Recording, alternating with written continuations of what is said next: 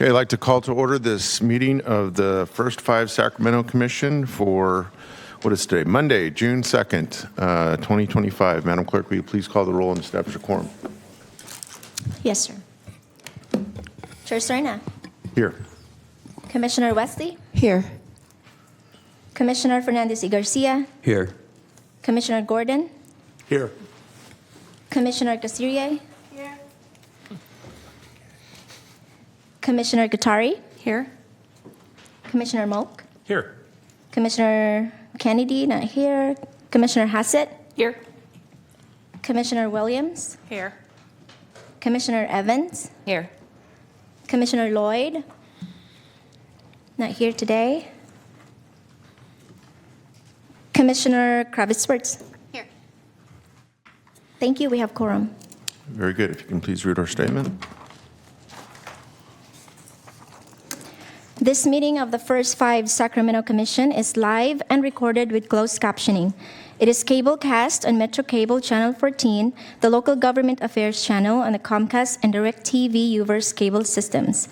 It is also live streamed at metro14live.saccounty.gov. Today's meeting replays Sunday, June 8 at 2 p.m. on Metro Cable Channel 14. Once posted, the recording of this meeting can be viewed on demand at youtube.com/metrocable14. Very good. Thank you. Commissioner Hassett, will you please do us the honor of leading us in the pledge?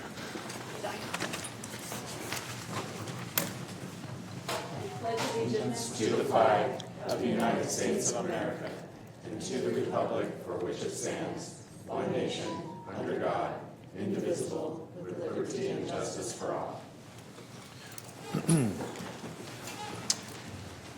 Okay, again, I'd like to welcome everyone to this month's First Five Commission meeting. I think this is the first time back for me in a little bit. I've had a few scheduling conflicts, so I do want to thank our very capable vice chair for covering in my stead.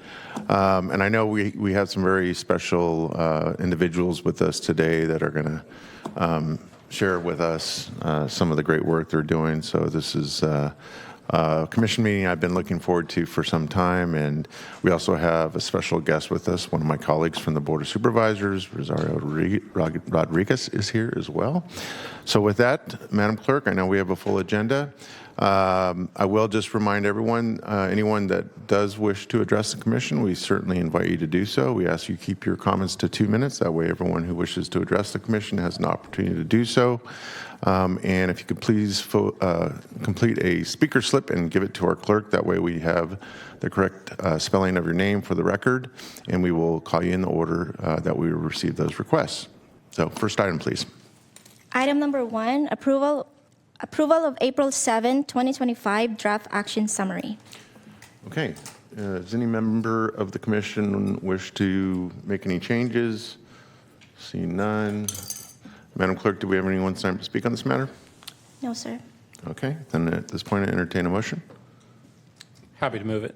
Okay. It's been moved. Second. Moved and seconded. Roll call vote, please. Chair Serna. I'm going to abstain. I think that was the meeting I missed. Commissioner Wesley. Aye. Commissioner Fernandez y Garcia. Aye. Commissioner Gordon. Aye. Commissioner Casirier. Aye. Commissioner Guattari. Aye.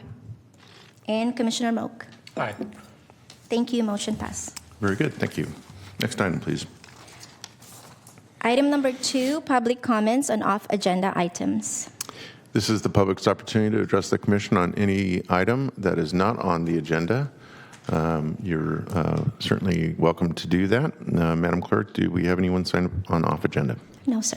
All right, very good. Next item, please. Item number 3, introduction of Supervisor Rosario Rodriguez. All right.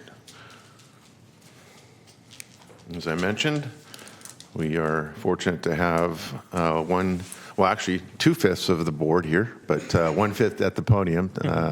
So welcome, Supervisor Rodriguez.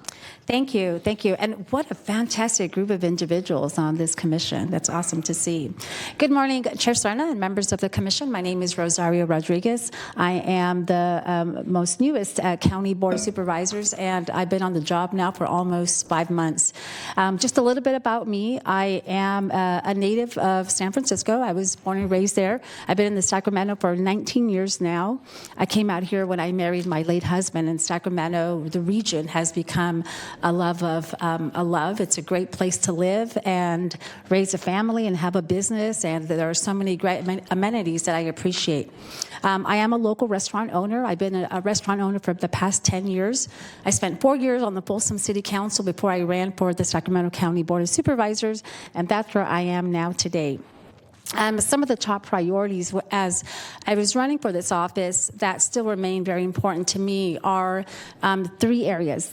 Our business community is very important. When you have a strong business community, you have a very vibrant environment, and that has such an overflow into other areas of how we govern this region. Veterans are very dear important to me, so I'm always a supporter of veteran programs. And then the third one, which is probably something more what's relevant to you, is youth. Anything related to youth. I'm a believer of investing in youth that could have a positive outcome long-term for many areas of our communities and cities and programs. I am actually very much I put a lot of focus on disadvantaged youth and foster youth, because those are the areas that oftentimes when I look at some of the issues and disparities, those are where we can make some investments as a county. I have a big heart for foster youth because of the outcomes that I see, that if we continue to invest in them, it's with the hope that they can live very productive lives. When we look at some of the issues that we have, whether it's incarceration, homelessness, mental health, oftentimes some of the issues that are identified in their lives that created, barriers oftentimes happened when they were young. So if we can continue to invest in youth, hopefully it'll have some preventative measures down the road. Some of the top issues that I have been working on since my taking office has been homelessness, transportation, and of course public safety. And it's something that as we look at this next budget, because I really don't know what to expect. So as the budget comes around, those are areas that I hope that we can continue to invest in and not take funding away as we have this structural deficit. So some of the priorities when it comes to youth and families in my area is that I am really big on investment of high school programs and grad night. That is something that when we look at our TOT money that we're given, I tend to invest in programs related to young people. Little League programs. Our office has assisted the Youth Council in Rio Linda in helping develop a new program that can help underserved population, but also to invest in their own leadership. So the Youth Council is something that is coming, that is being created right now. Our office supported the Sacramento Barnyard Bidders in Rio Linda, which is kind of similar to I think it's called FH program. And I was really impressed with this organization because they came to see me, about 12 youth, and they pitched their program, and I did a sponsorship.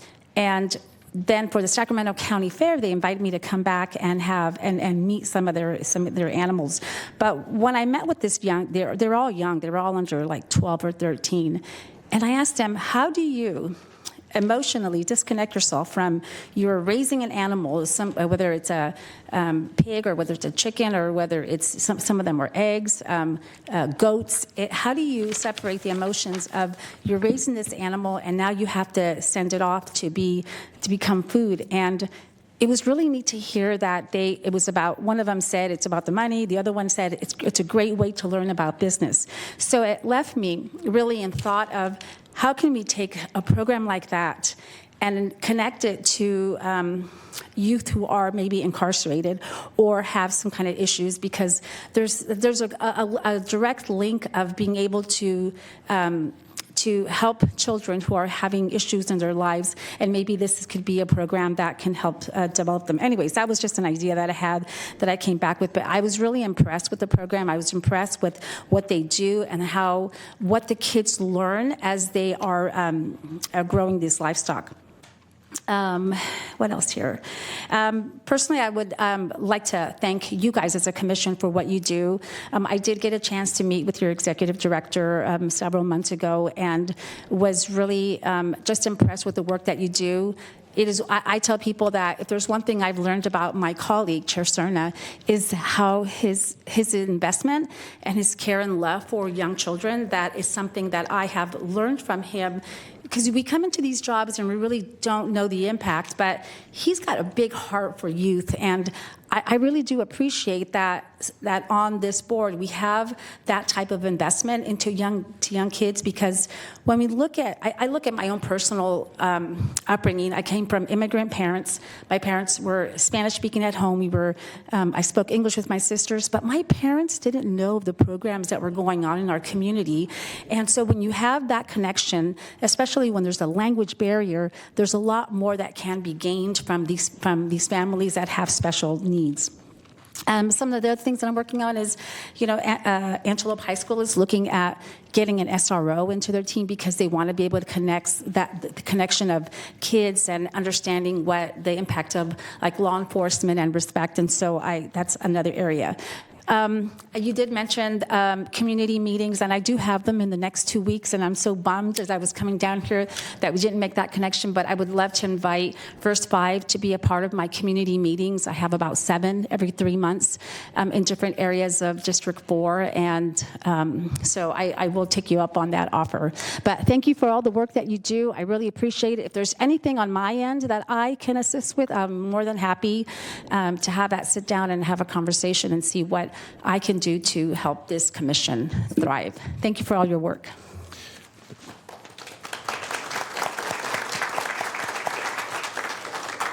Thank you, Supervisor. And I just have to say, I think you're the first newly elected supervisor to ever come down, well, at least in my 15 years here, to come down and share with us and with the public your priorities and your experiences, your life experiences, and what brought you to public service. And so it's very refreshing to hear that you've taken the time to join us and do exactly that. And you're always welcome back. And it's great to understand that I have another colleague that is so focused on some of the same high priorities that I've set for myself and for my constituents. And so just wanted to say thank you for joining us and sharing your words.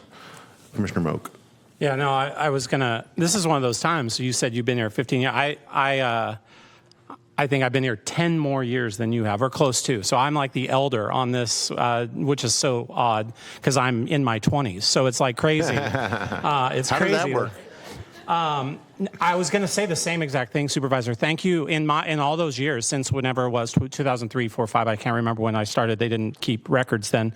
We have never had a supervisor come forward like this. When we saw this on the agenda, I think we were all, I don't know, I was a little nervous, to be honest. I'm like, oh God, we're in trouble. Like, what have we done? What have we spent? What happened? And so to hear you introduce yourself this way as a longtime Sacramentan, lifelong Sacramentan, and someone that has eaten the seafood tacos at your taqueria on Sutter Street, thank you for that. Thank you for sharing your vision and some of the things that you're working on, and you can see clearly the interaction between what we're doing and what you're doing. But lastly, thank you for this guy, as we all know, loves praise, especially public praise for all he does. It's his favorite thing.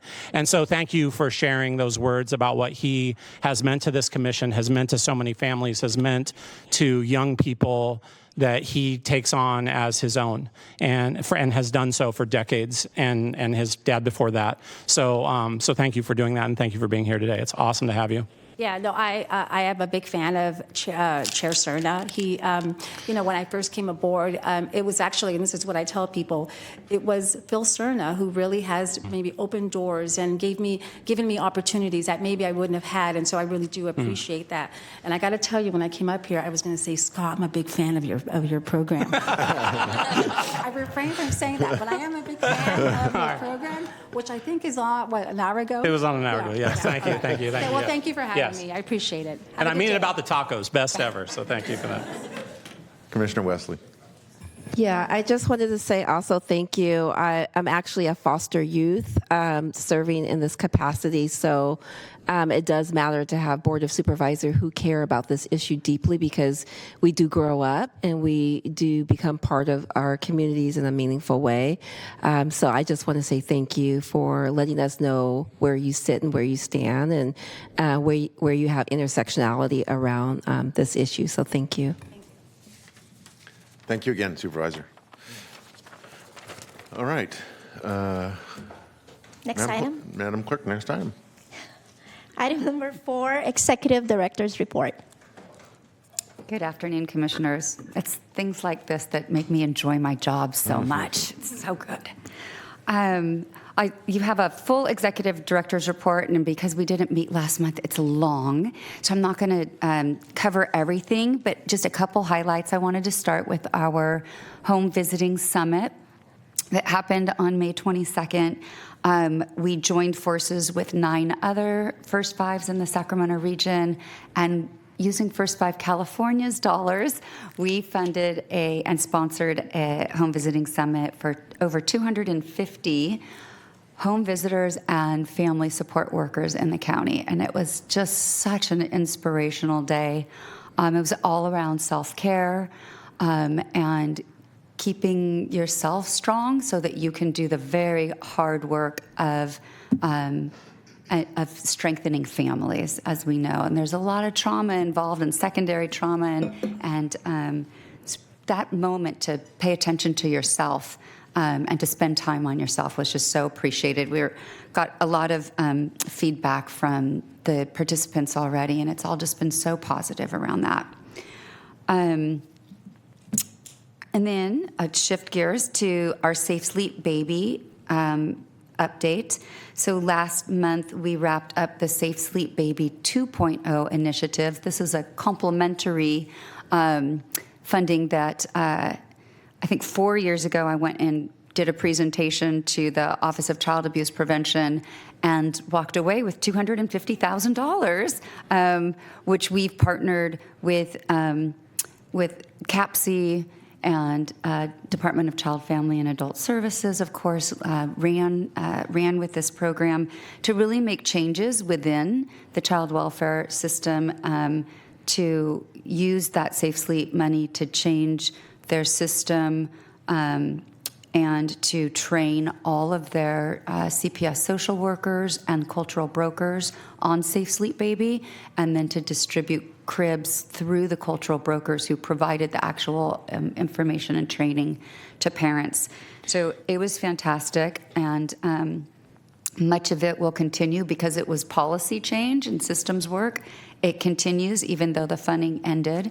And one of the really nice things is that we worked with our evaluators at ASR to create a toolkit that we shared with every other First Five and all 18 of the Black infant health programs that are state funded in the different counties, so that they could also create similar policy and training and stuff. So it's pretty amazing. Really, really pleased with it. And the partnership around the table to do that work also included Department of Public Health and Sierra Health Foundation.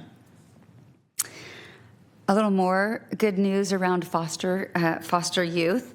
I'd like to draw your attention to the handout that's in your packet. It provides a summary of Sacramento County's foster care population over the last 25 years. And you'll see that there's an incredible 84% reduction in children in foster care over that time. And that's really because, I believe it's because of the the philosophy changes, the practices and protocols that changed within the Department of Child, Family, and Adult Services during that time. We, of course, are a proud partner along with Child Welfare in that we fund this family strengthening, we co-fund family strengthening programs at Birth and Beyond and the crisis nurseries, all contributing toward this work. But I really just had to give a special shout out to Commissioner Lloyd, because I do think that it's her leadership, along with our former Commissioner Callejas, who really lifted family voices, was able to hear and focus on the disparities and just continually track that data, look at it, and talk about what could be changed, and then do those changes. So huge accomplishment. Thank you so much. And then also just a moment to personally thank Commissioner Lloyd for her time on the commission. She stepped in when Commissioner Callejas transitioned out, and she has made the transition so smooth for me and the staff. Just really appreciate that. Unfortunately, I do now have you on speed dial, and you're not going anywhere. So I will definitely continue to reach out. But just thank you for sharing your insights, the thought partnership, just your enthusiasm for what you do is so contagious. I've really enjoyed having you up there on the dais and working with you too. So, and I know that'll continue. And then that leads me to another announcement about future commissioners. So we have 2 new commissioners that will be joining us in August.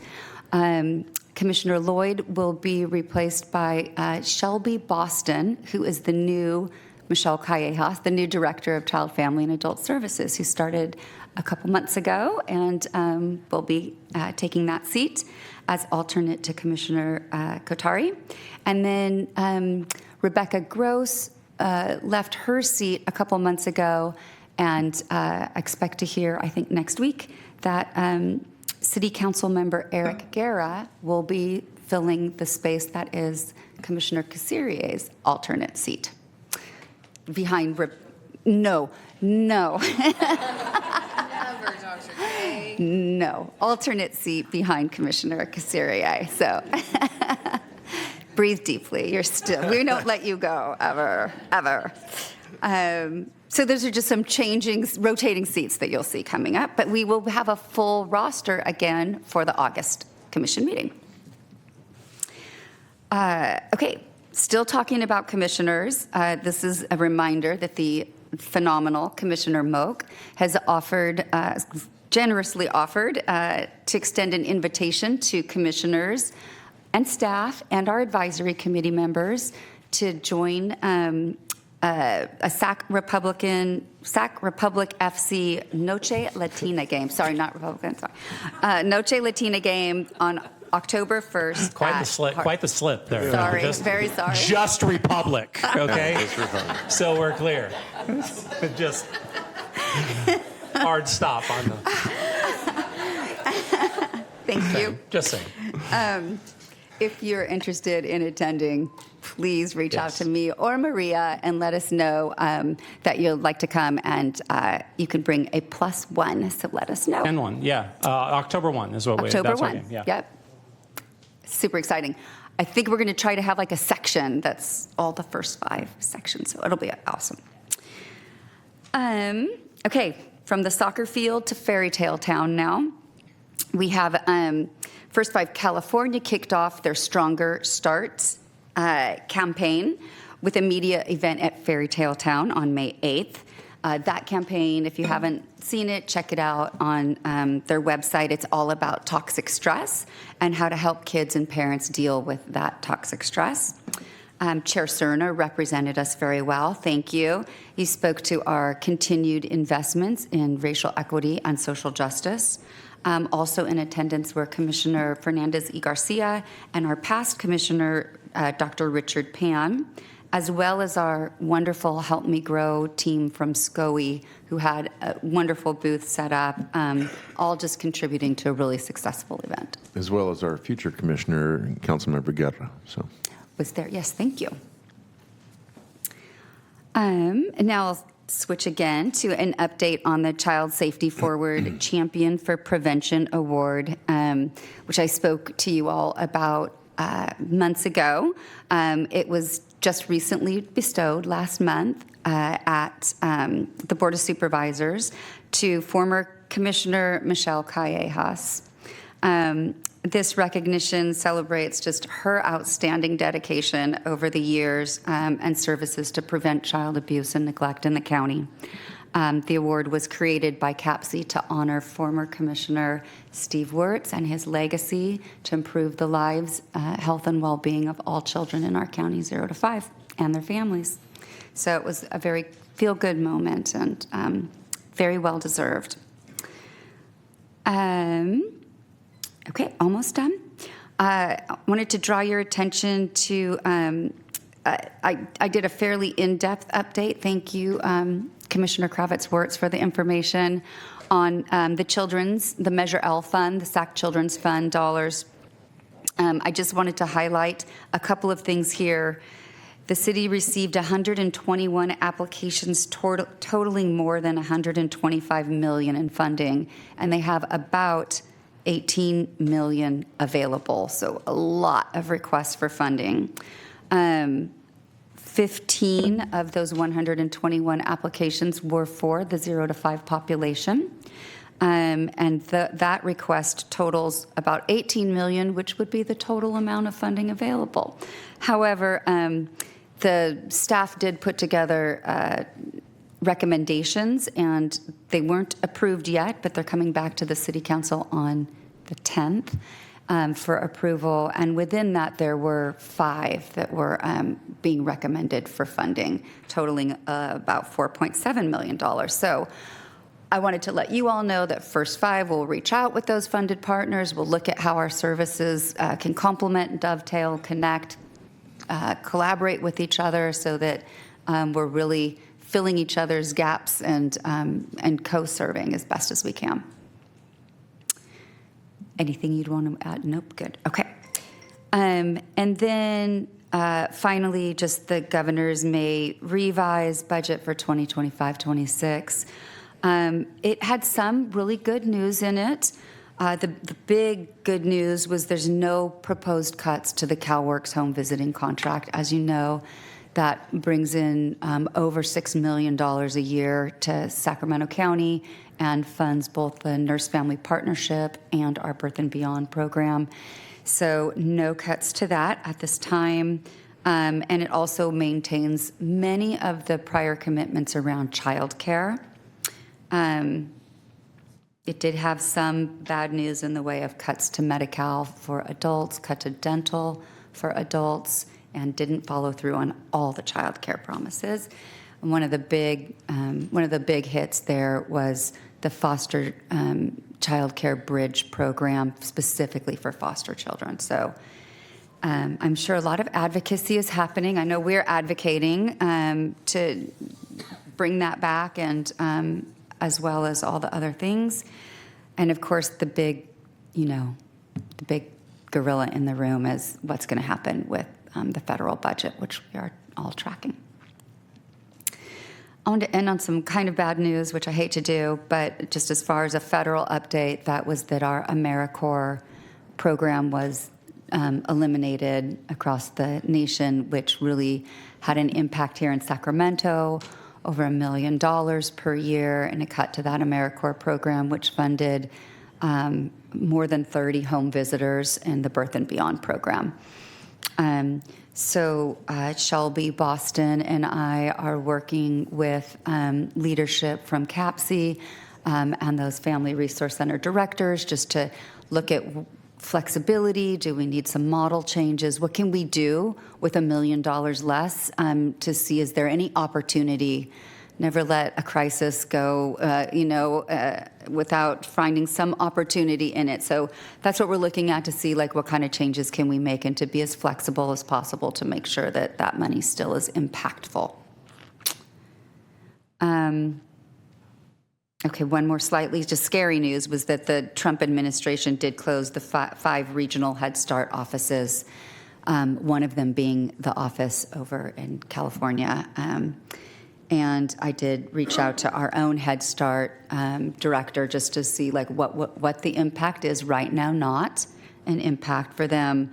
But Head Start does receive $74 million a year.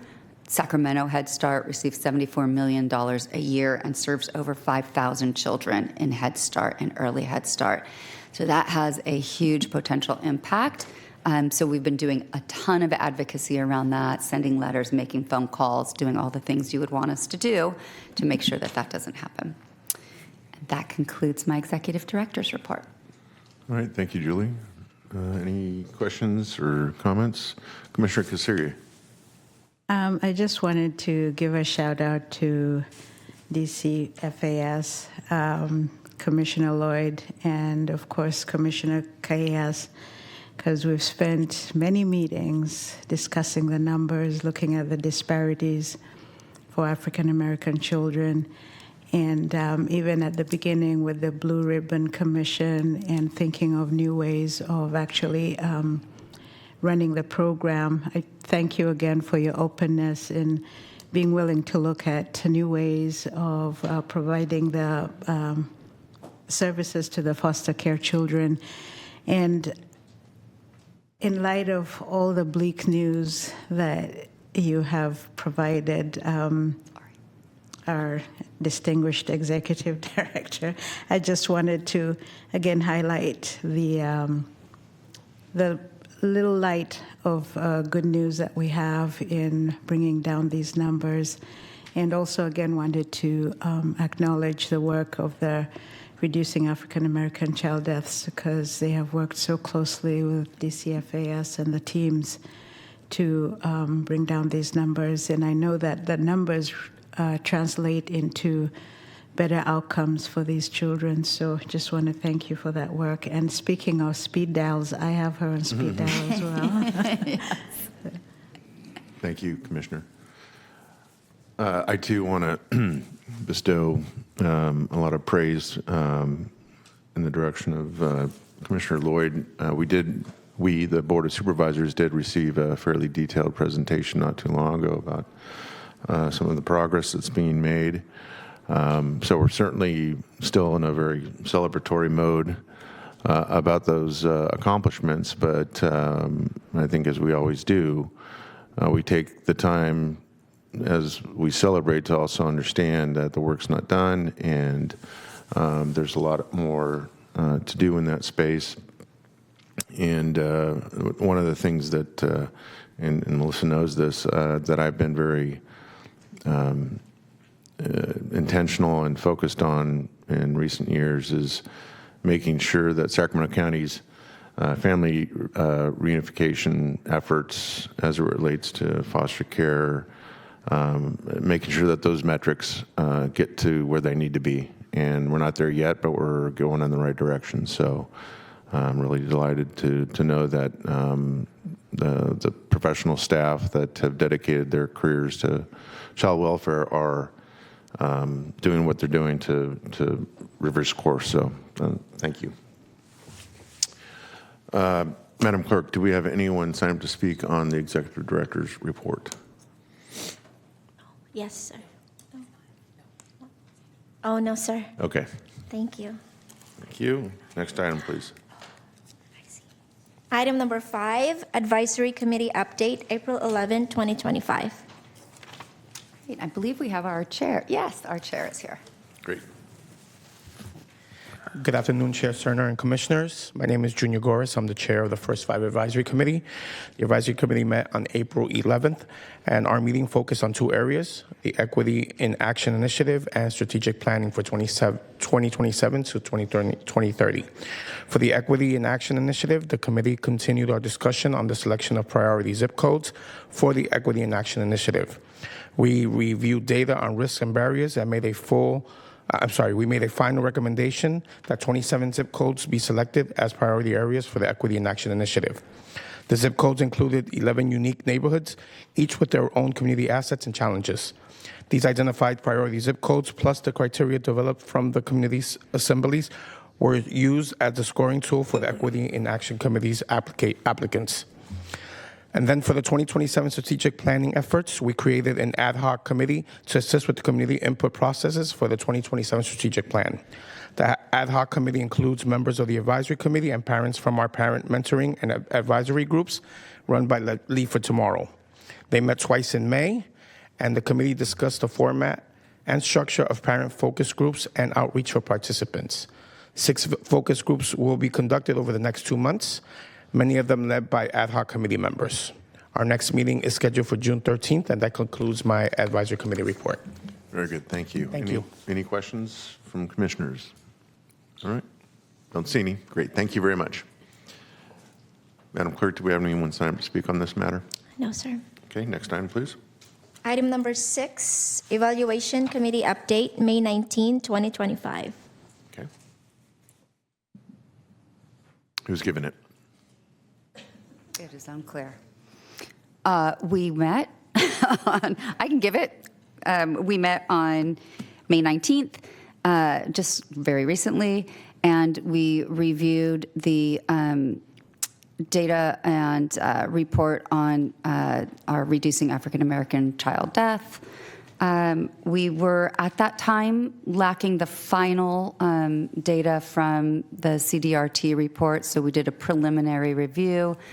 Since that time, the data has come in, and we've finalized that report, and so you will all be receiving that at the August commission meeting. And the group decided to rotate the chairmanship of that committee every month to having a new commissioner rotate. Did I get that all pretty well? Okay, perfect. There you go. Good, thank you. Any questions for Julie? All right, thank you. Madam Clerk, do we have anyone sign up to speak on this matter? No, sir. Okay, next item, please. Item number 7, Financial Planning Committee Update. We did not meet. Short and sweet, all right.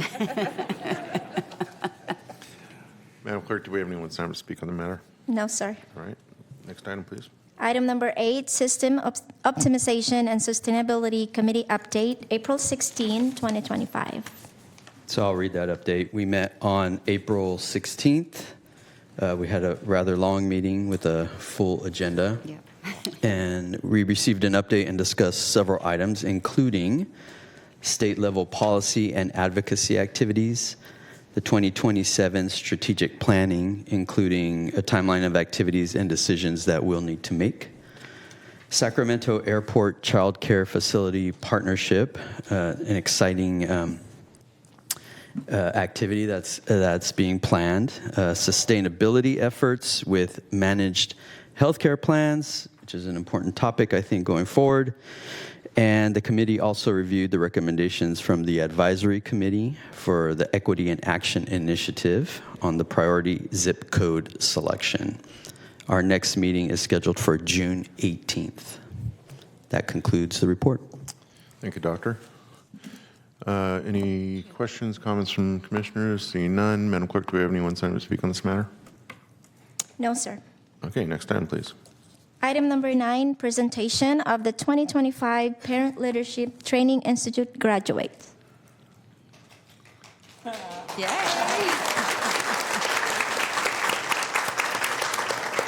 Alejandra Labrado is going to lead this. All right. Good afternoon, Commissioners. Good I'm very happy to present to you a celebration of our 3rd year of Sacramento PLTI. It is the first year of Sacramento partnering with Sacramento Children's Home to implement PLTI. And just as a reminder, we are funding 3 PLTI cohorts over the 3-year strategic plan, but thanks to DCFAS, with their generous support, we were able to sponsor 2 this year, one in English and one in Spanish. So there will be 30 new graduates this year for the cohorts, and bringing our total of PLTI graduates to 75 over 3 years. So it's very exciting.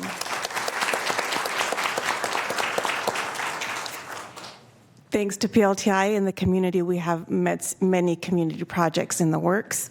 We have several alumni who are giving back and returning to PLTI as speakers, mentors, or facilitators. And now I would like to turn it over to the PLTI Site Program Manager, Michelle Garibay, to kick us off. Thank you. Woo. Thank you. Oh. Okay. Oh, sorry. Yes. So I'm Michelle Garibay, coordinator for the PLTI of Sacramento. I want to give thanks to First Five and DCFAS for making this opportunity come alive. I also want to give thanks to Sacramento Children's Home for implementing this for our first year. And then I want to give thanks to our amazing team of 6 facilitators. And yes, we successfully have 30 graduates. We have 17 out of the Spanish cohort, 13 out of the English.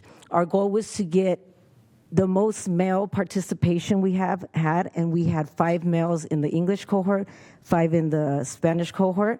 And they will be presenting their projects to you. I will have 6 participants come up, and they'll be presenting their project and their successes in this. So if I could have Sabha Hamad come up, please.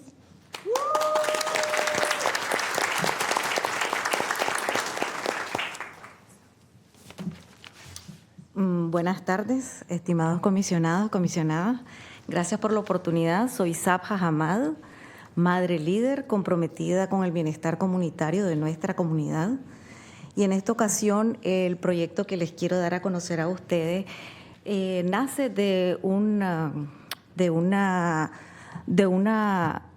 oportunidad, o mejor dicho, de algo que nos pasó a nosotros personalmente. This is Sabja, and she said that the project that she's focusing on is something that happened to her family directly. Esto tiene que ver con las familias latinas, y es por eso de que el proyecto que quiero presentar se llama Mi Bienestar Latino, que consiste en la instalación de una clínica pediátrica comunitaria diseñada específicamente para atención primaria y también en salud mental, diseñada para niños latinos.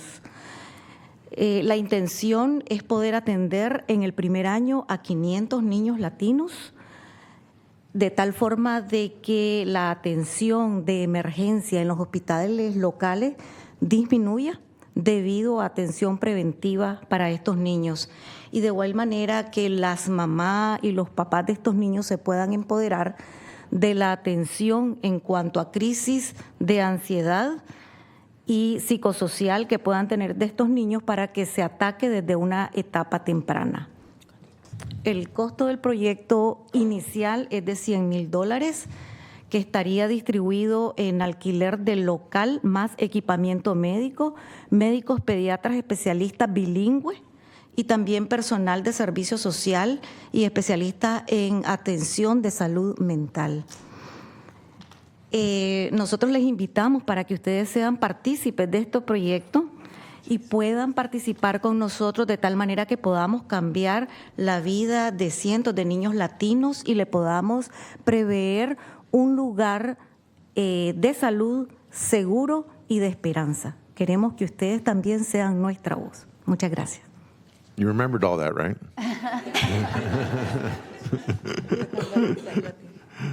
I'm sorry. Never mind. It's okay. Don't go. I'm just going to try to translate some up. Yeah. So her project is regarding about clinic treating 500 kids, Latino, and she's trying to gather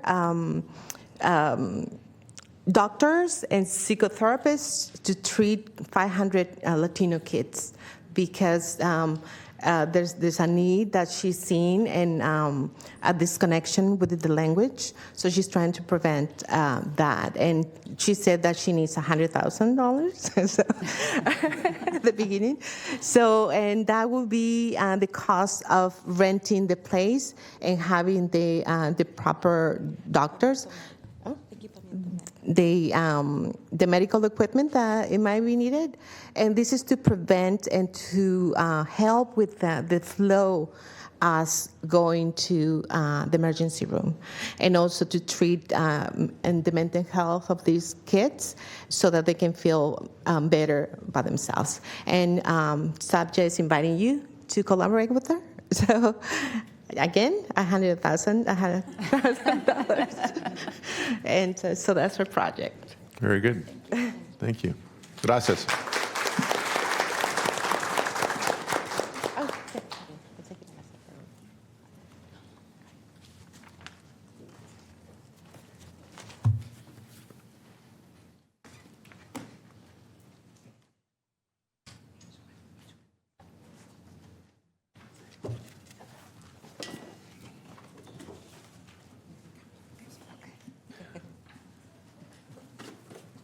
As you can see, she's prepared.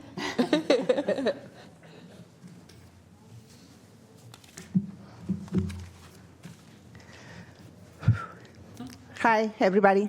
Hello. Mi nombre es María Guadalupe Loya y yo soy una madre líder. Soy una mujer testigo de cómo las emociones nos dañan a las familias, a nuestros hijos y a la sociedad. Hoy quiero proponer un proyecto de prevención emocional y fortalecimiento de la salud al servicio de nuestras comunidades. ¿Han escuchado la frase, el cuerpo grita lo que la mente calla? Sí, ¿verdad? Yo sé. La ciencia y las estadísticas confirman que las emociones mal gestionadas tienen un impacto directo en la salud mental, la salud física, la convivencia familiar y el desarrollo de nuestros hijos y la estabilidad de nuestras comunidades. 1 de cada 5 personas padece una enfermedad mental y 1 de cada 4 personas padece un trastorno mental. No podemos seguir ignorando esto. Esto es una realidad que está sucediendo.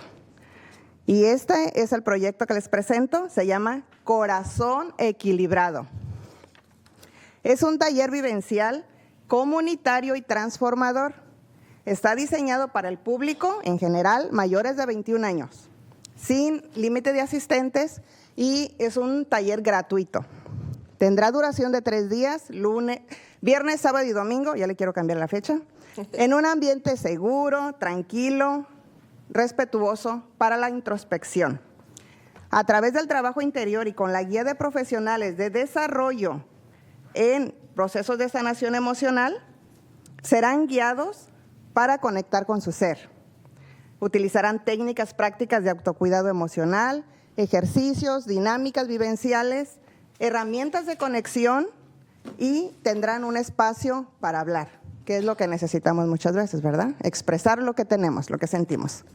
Los objetivos: prevenir la ruptura emocional de las familias, fortalecer una salud emocional colectiva, promover la educación emocional de nuestros hijos, el futuro del mañana, crear generaciones con mayor inteligencia emocional, dejar una herencia emocional en los que vienen.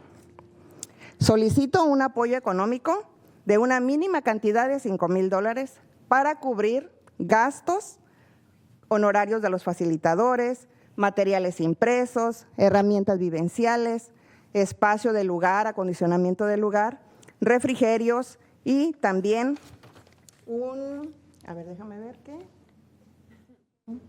honorario. Ok, esto no es un gasto, esto es prevenir, es apostar por la salud pública, la unión familiar y el bienestar emocional de las comunidades. Cuando una mujer sana, sana una familia. Cuando una familia sana, sana una comunidad. Y cuando una comunidad sana, sana generaciones. Así que los invito, les dejé las hojas traducidas al inglés para que se les sea más fácil. Espero participen en este taller que es para todos y los invito a apoyar con una sociedad colectiva más sana. Gracias.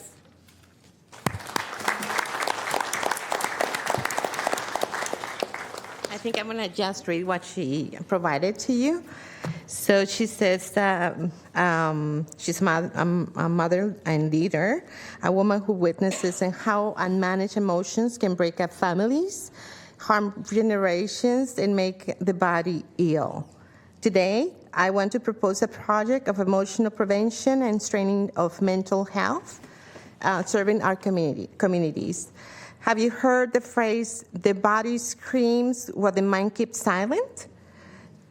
And science and statistics confirm that poorly managed emotions have a direct impact on mental health, physical health, family life, the emotional development of our children, and the social stability of our communities. 1 of 5 suffers from mental illness. 1 of 4 suffers from emotional disorders, and this is without receiving timely help. We can no longer ignore this reality. What is Balanced Heart? This is a free experiential community-based and transformative workshop designed for adults over 21 with no limit of attendees. It will last 3 days, Friday, Saturday, and Sunday, in a safe, calm, and respectful environment for introspection. Through inner work and with that, the guidance of experienced human development professionals, the Couch of Life workshop will accompany participants through a process of emotional healing, reconnection with their inner selves, and restoration of emotional balance. The objectives: prevent the emotional breakdown of families, extend collective emotional health, promote emotional education as a tool for transformation, create generations with greater emotional intelligence, leave a healthier and more resilient emotional legacy. We request a financial support of $5,000 to cover for the aspects of professional facilitator fees, printed materials, and experimental tools, physical space conditioning, refreshments, and logistics for the 3 days. And this is not an expense. It's a preventive investment. It is investing in public health, family unit, and emotional well-being of communities. When a woman heals, she impacts her family. When a family heals, she impacts a community. When a community heals, it changes the course of generations. Whew. Wow. Investing in the healing of a single person is planting a seed that will flourish and transform communities and generations. I invite you to be part of this movement of emotional transformation, because an emotionally healthy society is a freer, more humane, and a stronger society. Thank you, and God bless you.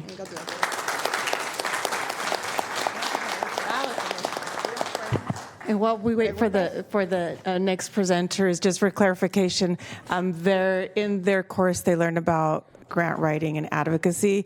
So they're pitching their thoughts. So, and we also sponsor grant writing courses. ¿Preguntas? ¿No? No. Great. Thank you. Gracias. Gracias. Thank you.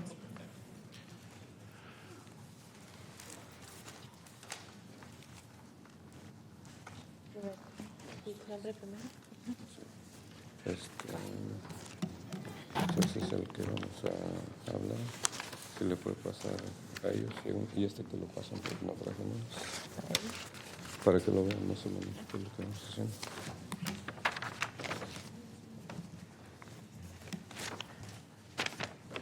Y esto para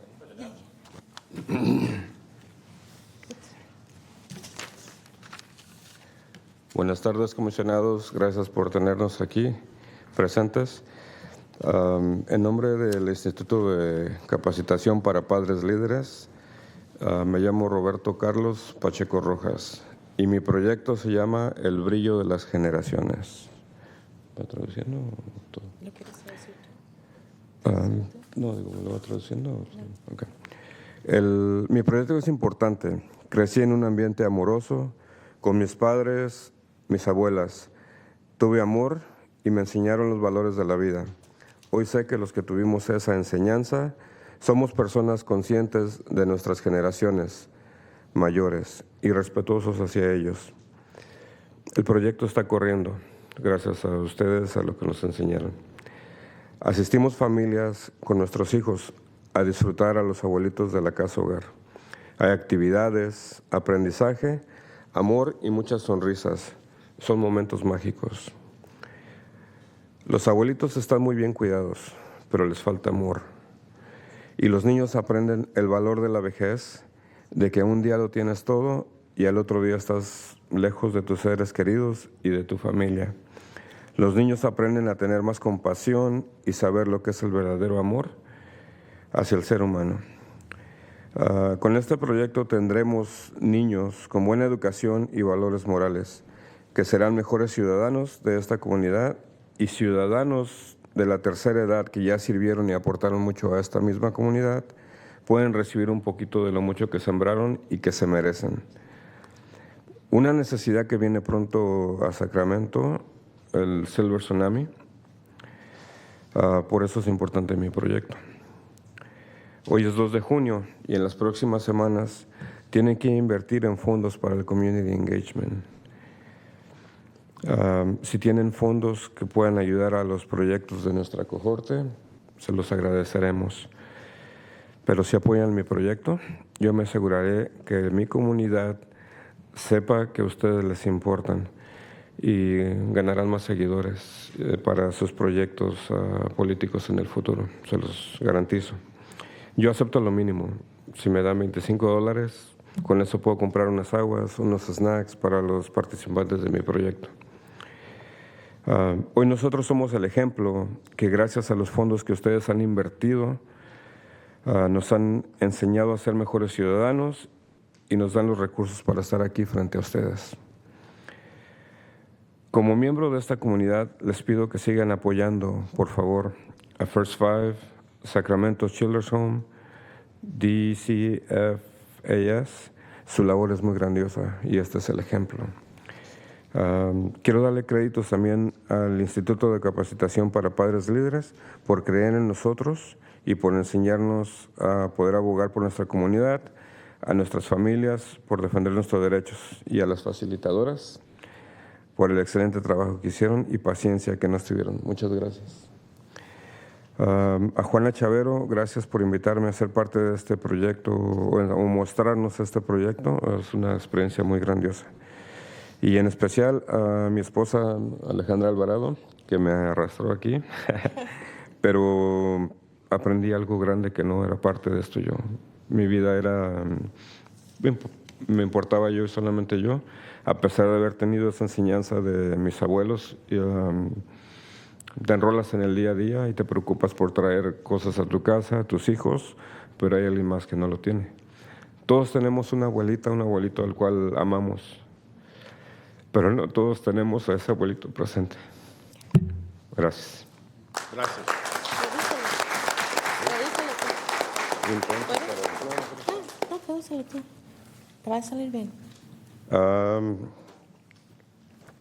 So my project, the name is El Brillo de las Generaciones, The Shine of Generations. This project is important to me because I grew up in a low environment with my parents and my grandmothers. There was a lot of love.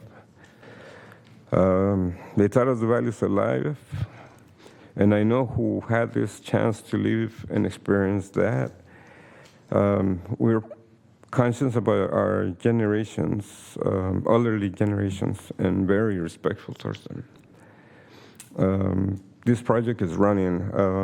We got invited by the coordinator of the home, and there's a group of families who come, and we spend time with the elderly there, with the residents.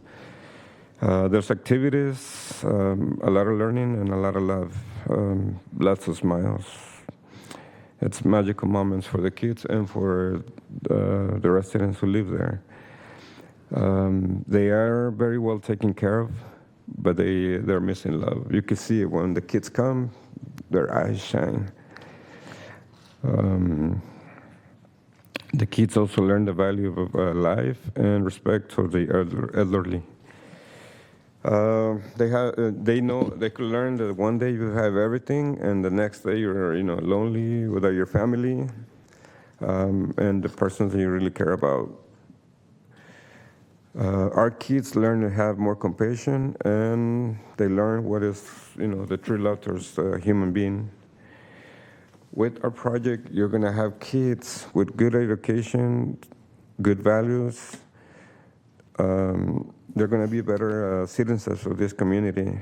And citizens of this community of elderly community who already serve and support towards contribute to this community, they could receive a little bit of what they gave, and they really deserve it.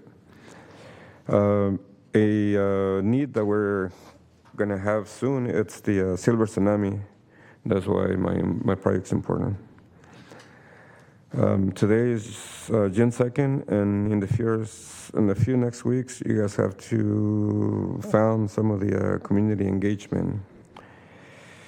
If you guys have some funds towards any of our projects of our cohorte, thank you.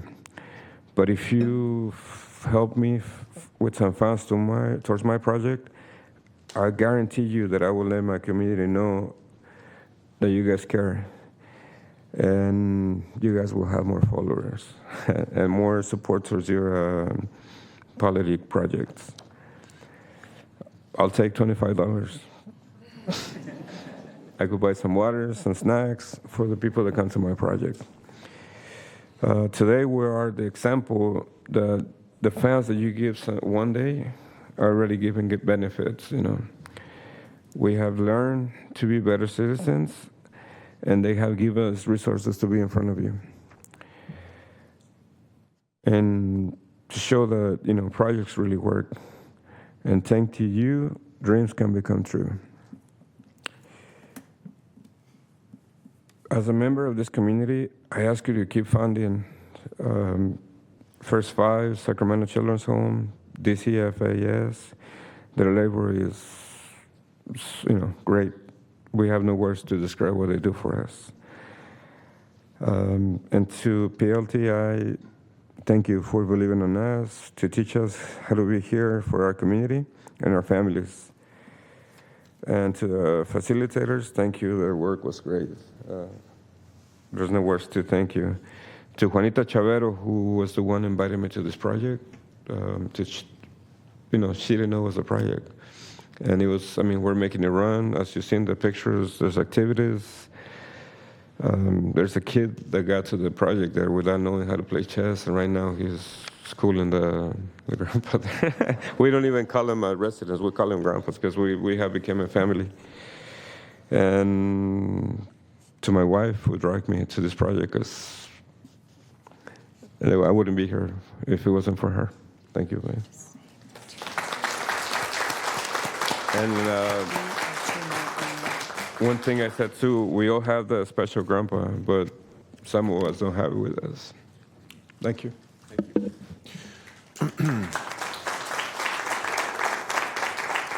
So before we hear from the next speaker, I just want to make sure expectations are where they need to be here. I'm not sure where the messaging may have gotten sideways. But the First Five Commission is not in a position to provide any funding, at least not right now. We understand there's financial need associated, I guess, with all your projects, but this is the first time we've actually heard these, and they're very uplifting experiences that you're sharing with us. But there is a more effective way, I'll just put it that way, a more effective way for impressing upon decision makers, whether it's here at First Five or Board of Supervisors or City Council, when it comes to budgeting. And certainly there are specific parts of those budgets that are open for competition. So I would encourage you to learn about those various opportunities. But I just want to make clear that we're not in a position today, probably not in the near future, whether it's $100,000 or $25, to make decisions about your financial needs. So I just want to be clear about that.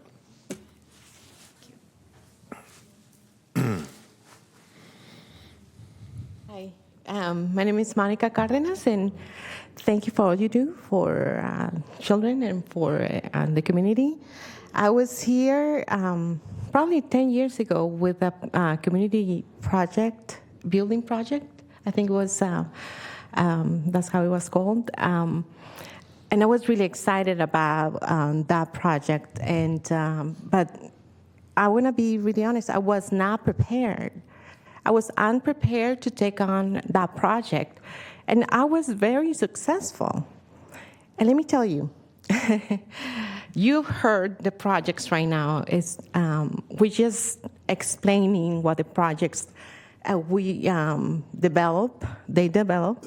So they had to create kind of like a budget and all. We're not asking for the money to you guys, but it's just explaining anything. So, but what I see the difference between me and them, you are creating an army of parent leaders. And they have the tools. They have the tools to make changes in the community, and they're doing it already. Roberto is doing it. Juanita is doing it. Monita is gonna do it like really quickly. There are other projects that have been funded in different places, or they're doing it on their own. So I thank you for supporting them. And I tell you, they are powerful. These are our community, both Spanish and English. They're amazing people. And I'm so glad that you're gonna have people behind you in the community with these projects. So thank you for that. Thank you. Thank you.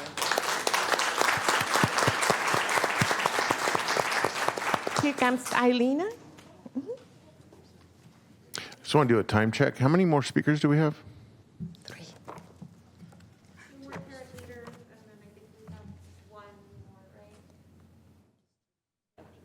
Okay, it's fine. I just want to do a time check just because I know commissioners might have other demands on their times and they might be peeling off, but I want to make sure we can kind of hear from everyone while the full commission's in chambers.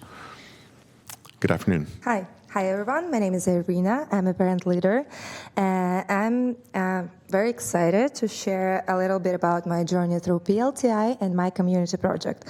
PLTI helped me understand how decisions I made and how I am valued as a parent and that my voice matters. One of my favorite parts was how personal the journey was. So we talk about our stories, our beliefs, and what is matters. And that helped me realize I do have something to say, actually, and my story matters. So for my community project, I have created emotional intelligence cards for kids, because sometimes kids act out, but it's not because they're bad, but because it's hard to say that I'm sad or I feel so bad. So this game is simple and colorful. Each card, I got cards. So each card shows an emotions like happy, angry, and along with a little prompt of body cues like smiling, giggling, sparkling eyes. And I have a separate spinner for the actions. So the example of what would you do, show it, explain it, or describe a time. It's not a big, actually flashy project, but I think emotional awareness is something that helps kids to grow and helps families to communicate. So I'm really grateful to PLTI for the encouragement to stand up, speak up, and make a change. Thank you so much.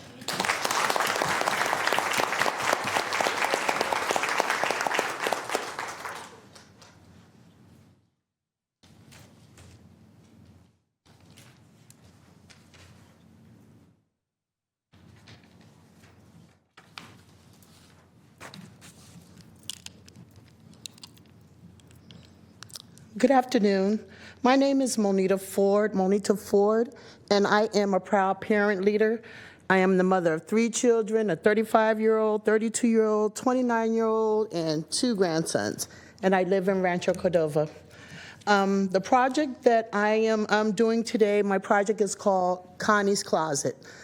Well, the National Alliance to End Homelessness indicates that in January 2023, over 40% of people were unsheltered. The state of homelessness in Sacramento County states that 16,000 to 20,000 people have experienced homelessness. My mission statement is to uplift others through dignity, confidence, and care. In honor of my mother, Connie Ford, who got her wings 2021, I have created Connie's Closet, which is a heartfelt community project dedicated to providing clothing to individuals and families who are underprivileged and experiencing homeless in Sacramento County. My mom's initiative celebrates her passion for giving back and her belief that when you look good, you feel good, and when you feel good, you do good. What I am providing is an outfit and a smile. Sometimes that's all it takes, an outfit and a smile to help uplift others, because self-care are tools for empowerment. With Connie's Closet, I want to carry on my mom's legacy by helping others feel confident regardless of their circumstances, background, or identity. This is more than just clothing. This is where I can give hope.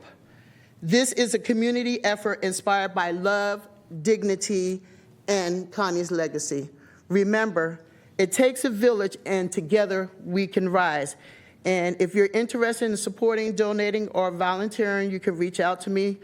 Our first giveaway for Connie's Closet is coming up June 20th, and it is from 11 to 1, and is at 9261 Folsom Boulevard in Rancho Cordova.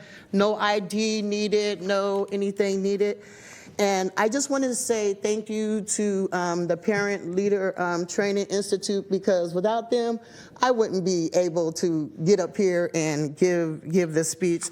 So I just want to thank you. And if you want to give or donate, my email address is monita.lford@gmail.com. Thank you. Very good.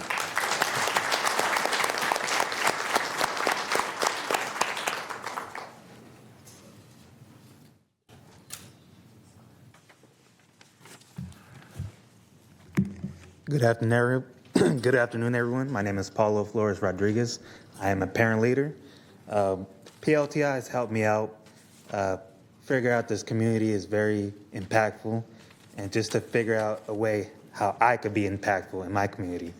PLTI has helped me come up with a project called Let the Barrio Breathe, which is a hands-on experience where you learn how to use power tools. People don't know how to use power tools. This is more educated to the youth, but it goes for anybody, from young to old and everything in between. The mission statement is to empower underserved communities throughout hands-on training and empower tools, DIY projects, career development, and in skills, and then fostering mentorship while also self-sufficiency and pride in craftsmanship. So a lot of the Sacramento area has a lot of good, but also has a lot of improvements, which can make the community a lot more beautiful with help of understanding how to use power tools, getting together, like a here's your neighbor type of help.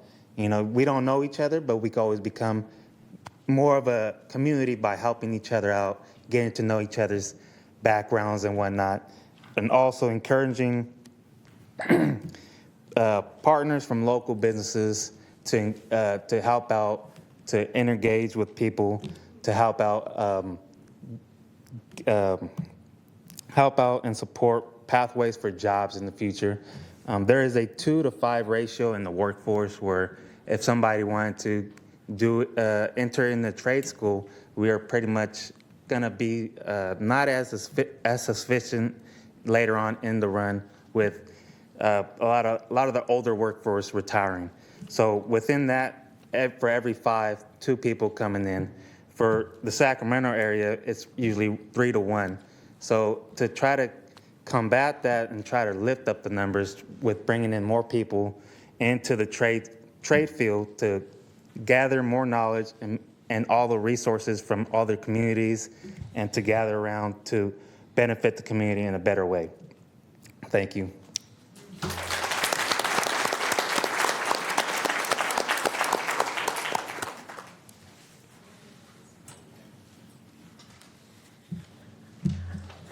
Aninsu Matuja Maria Elena. Good afternoon. My name is Maria Elena. I came to you all 3 cohorts ago as part of the first cohort. I am now finishing up my MPPA program. I didn't lie about that.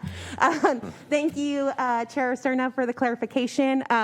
as a student in the MPPA program and a facilitator, we spent 10 weeks building up these participants and being able to present these projects.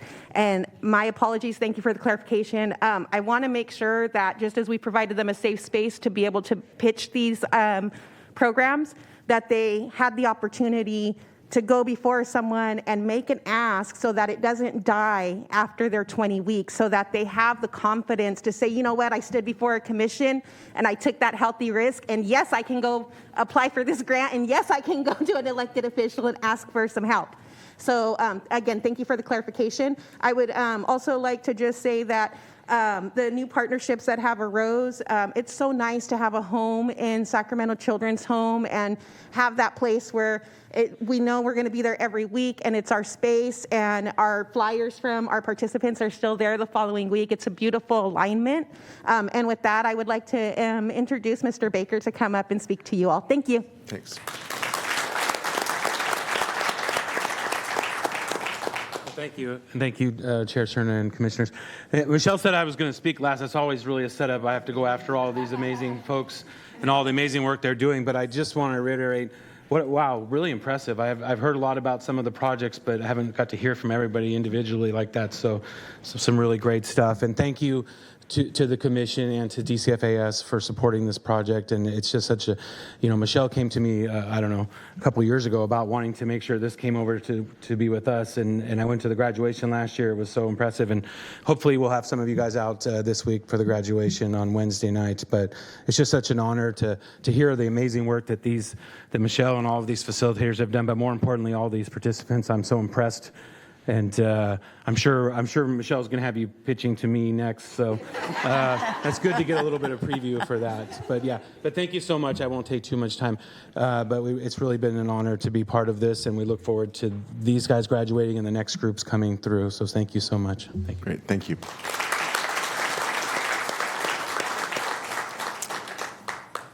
Okay, does that conclude the program speakers? Because we do have a few public speakers on the item here, so we will now invite them up. Again, in the order that we received your speaker request forms, we will start with Crystal Harding. I don't know if this still works. I don't think so. I don't know.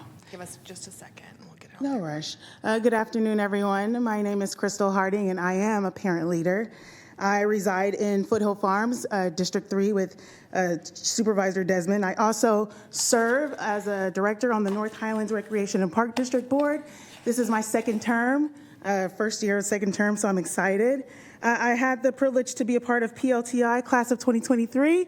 Can all of our previous alumni please stand? Please stand if you are alumni. Thank you so very much for coming.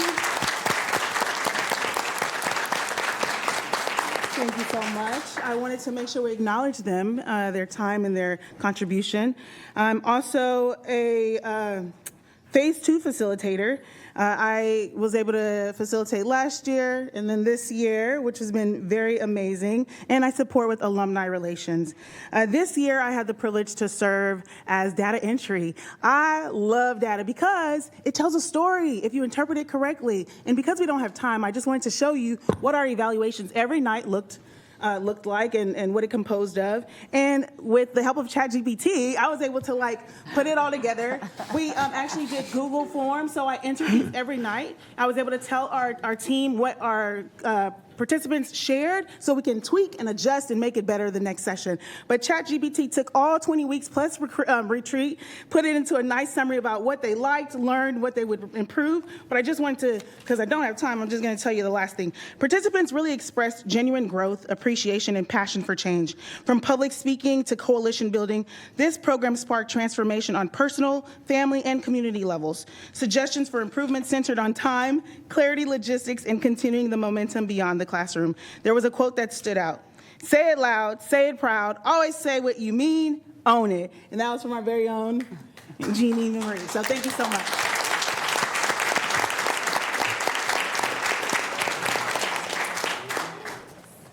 Thank you, Crystal. Deborah Anderson? Can you tell them who's next so they can start lining I did. up? Oh.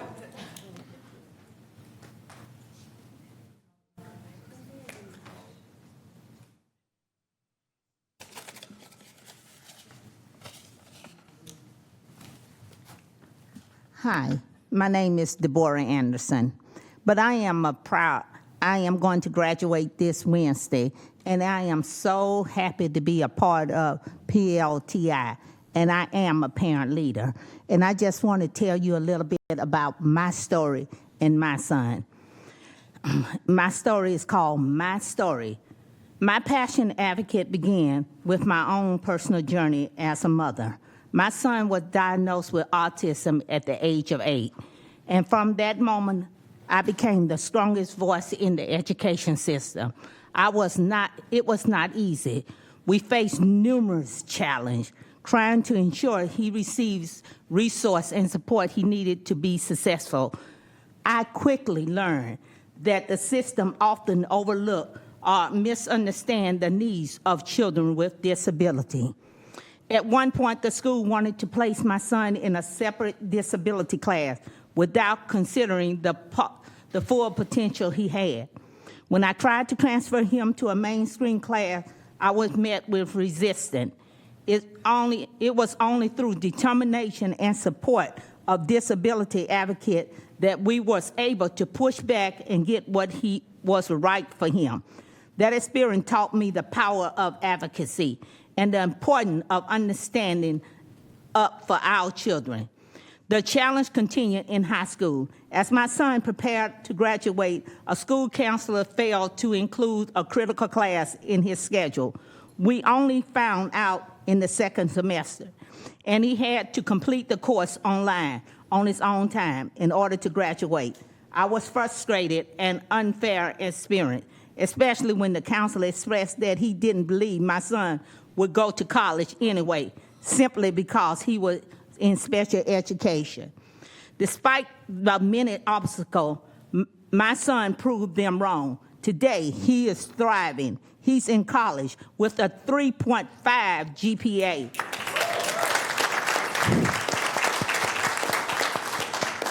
This journey taught me not only the importance of advocacy, but also the difference it can make in a child's life. The advocacy who helped us gave us both a voice, and now I want to do the same for other families. I want to be an advocacy for children with IEP, especially those between the age of 3 and 18, because I know how critical those years are. I want to help families navigate the system, fight for inclusion, and ensure that every child get a fair chance to succeed in this life. Thank you for hearing my story. Thank you.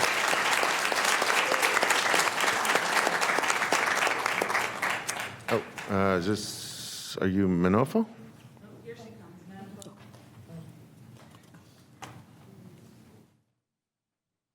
It's Manifo, right? Manifo. Okay.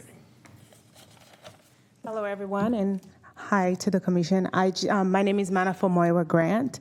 I am a proud parent leader, and I am part of the current cohort. I just want to take this opportunity to thank you guys for supporting this wonderful program. As a healthcare worker and also a healthcare worker, also a mom of 2, and also I know an immigrant from Africa.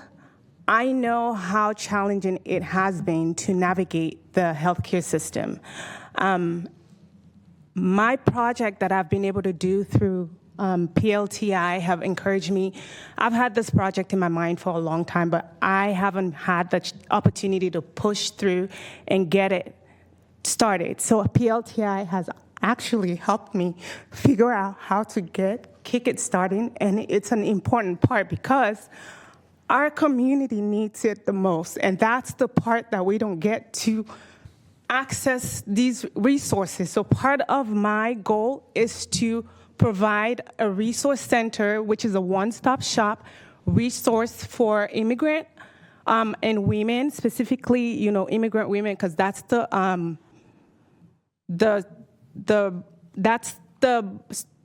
majority of people that are hard to reach. Providing that, I will create an online website where we can have all these resources that are provided in Sacramento could be there, because it's hard to navigate different systems that are providing all these information, and also providing in-depth, hands-on workshops that we can interact with each other and be part of each other's life in a culturally based support system that we can all participate in. So thank you, and thank you to PLTI and the facilitators for all you've done for us. Thank you.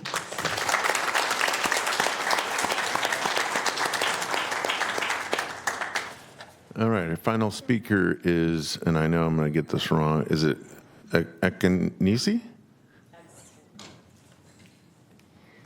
Or do you go by Agnes? Yes, I do. Okay, yeah, you have Agnes in quotes. All right, very good. Sorry, it's hard for me to stand here today. Good afternoon, Commissioner. My name is Akinese Agnes Lulunga, and I am a very proud parent leader. I'll be graduating this Wednesday coming.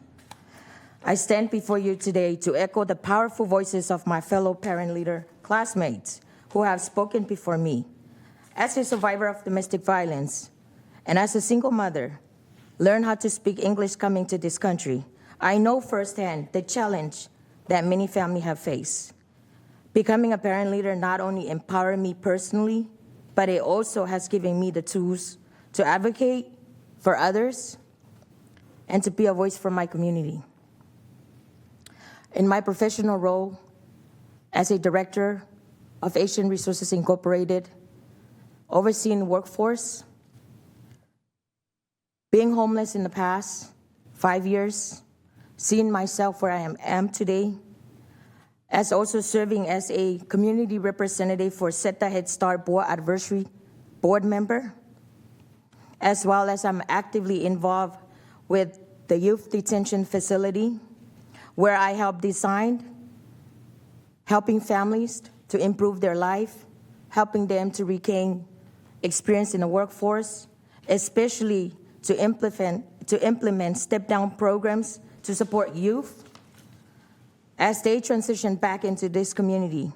Because as a mother, I do believe in the power of giving second chance, ensuring they too have a real chance to succeed.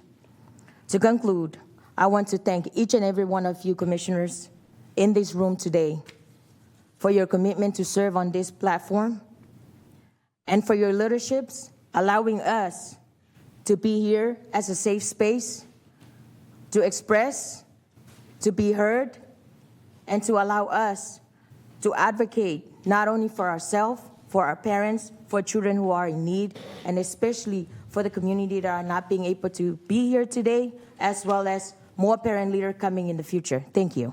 Thank you.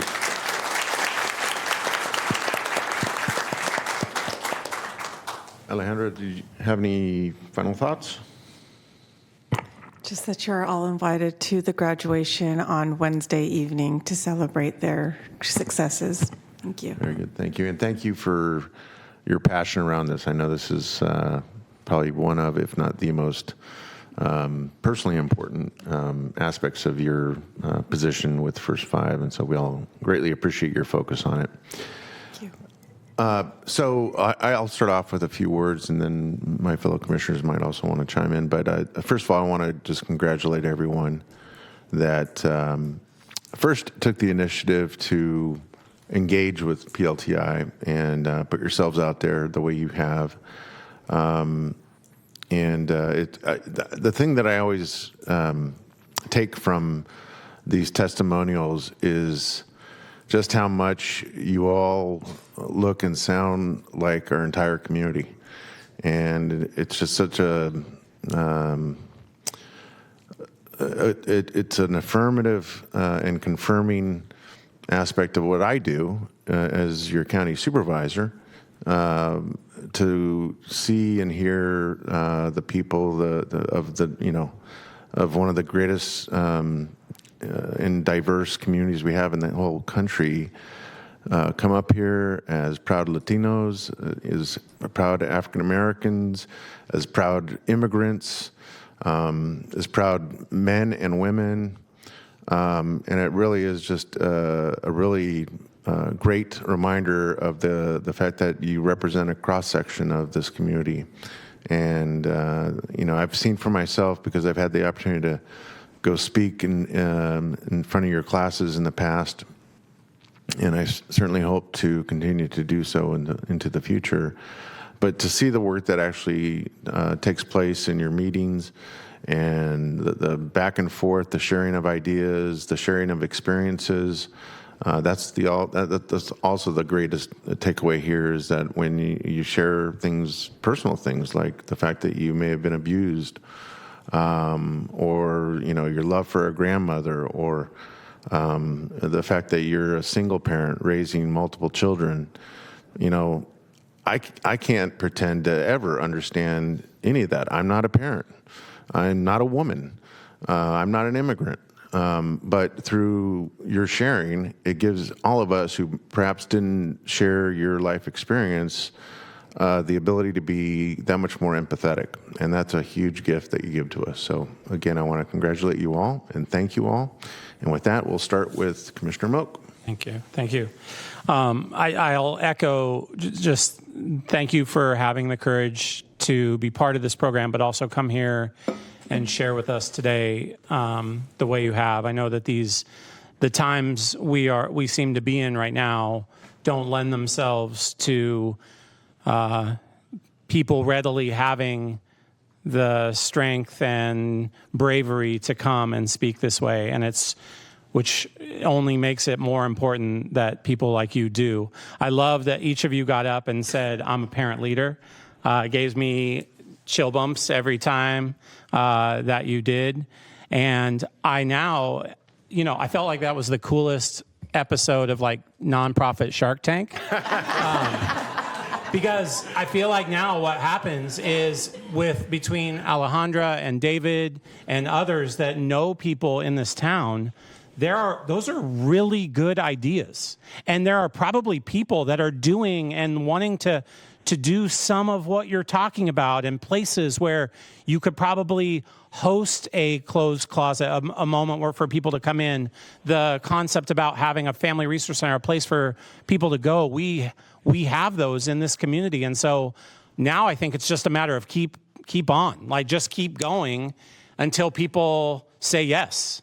Because I feel like you're on to a lot of really good, clever ideas that our community and the people within them need. So good luck, and thank you for doing this for us today, for sure.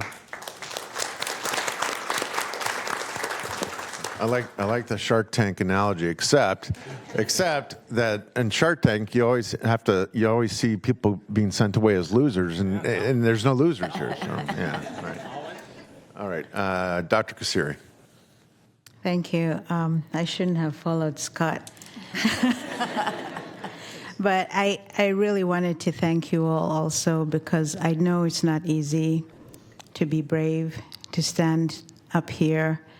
I know that for some this could be rather intimidating, and I know all of you have put a lot of work into preparing what you had to present to us. We don't take it lightly. We're very proud to be able to continue supporting the PLTI, and we're hoping to hear more success stories. There's a saying that goes that do not despise the day of small beginnings. And so I just want to encourage you. Being an immigrant myself, I know the challenges that you have to overcome to learn the system, to advocate for your children, and then especially if you're adding on the language barriers as well. You're brave, you are strong, and we just want to let you know that we hear you and we are here to support you. Maybe not financially right now, but definitely we support what you're doing, and we're very glad to hear all the work and all that you have learned during this time. Thank you. Thank you, Doctor. All right, very good. I have no one else in the queue, so I know we still have some more items here. But again, thank you all for joining us. And you're certainly welcome to stay for the balance of our meeting, but it's going to become a little less inspirational, I think. So, okay, next item, please. Item number 10, approve revenue agreement with Sacramento County Department of Human Assistance for the CalWorks Home Visiting Program and expenditure agreement with the Child Abuse Prevention Council of Sacramento for the period of July 1st, 2025 through June 30th, 2026. Good afternoon, Commissioners. My name. I'm sorry, 1 second. Sure. I am going to leave the room now because I have a conflict of interest because of Oh. DHA being under our agency. Does Melissa also need to leave, or Does she not, just doesn't? because vote? she's DCFAS. Okay. Yeah. But Thanks. You're good. You vote. Good afternoon, Commissioners. My name is Chris Clinton, Program Planner for the CalWorks Home Visiting Program, and I have one item for your consideration and approval today. The current CalWorks Home Visiting Program contract is set to expire on June 30th, and we are requesting approval to move forward with the same contracting authority as last year. Staff seeks authorization to enter into a new revenue agreement with Department of Human Assistance for up to $4.7 million to support the continued implementation of the CalWorks Home Visiting Program, and to execute an expenditure agreement with the Child Abuse Prevention Council for up to $4.4 million. CAPC will oversee direct program implementation, including the work performed by subcontracted family resource centers. And First Five will retain $240,000 to support program oversight and administrative costs. However, since the state budget has not yet been finalized, we cannot confirm the exact amount of the contract. If the CalWorks Home Visiting Program is reduced by DHA following the final state budget hearings, the agreements will need to be amended at that time, pending DHA's directive. If CalWorks allocation is lower than anticipated, the up to language included in this request allows for flexibility to adjust the agreement amounts if needed based on the final state allocation. Thank you. Thank you. So does that mean that are we with the requested action of the commission today, we're still in a bit of a holding pattern until September? I'll try.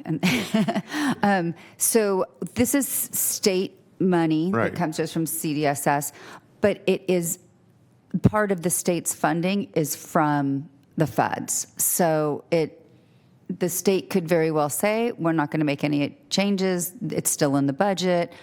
We would go ahead and contract, and then we could find out in September that there is a reduction, in which case we would then have to make reductions to the contracts. Yeah, I'm just trying to understand the sequence because, as you're well aware, we, the county, will consider our recommended budget next week or on Wednesday. Right.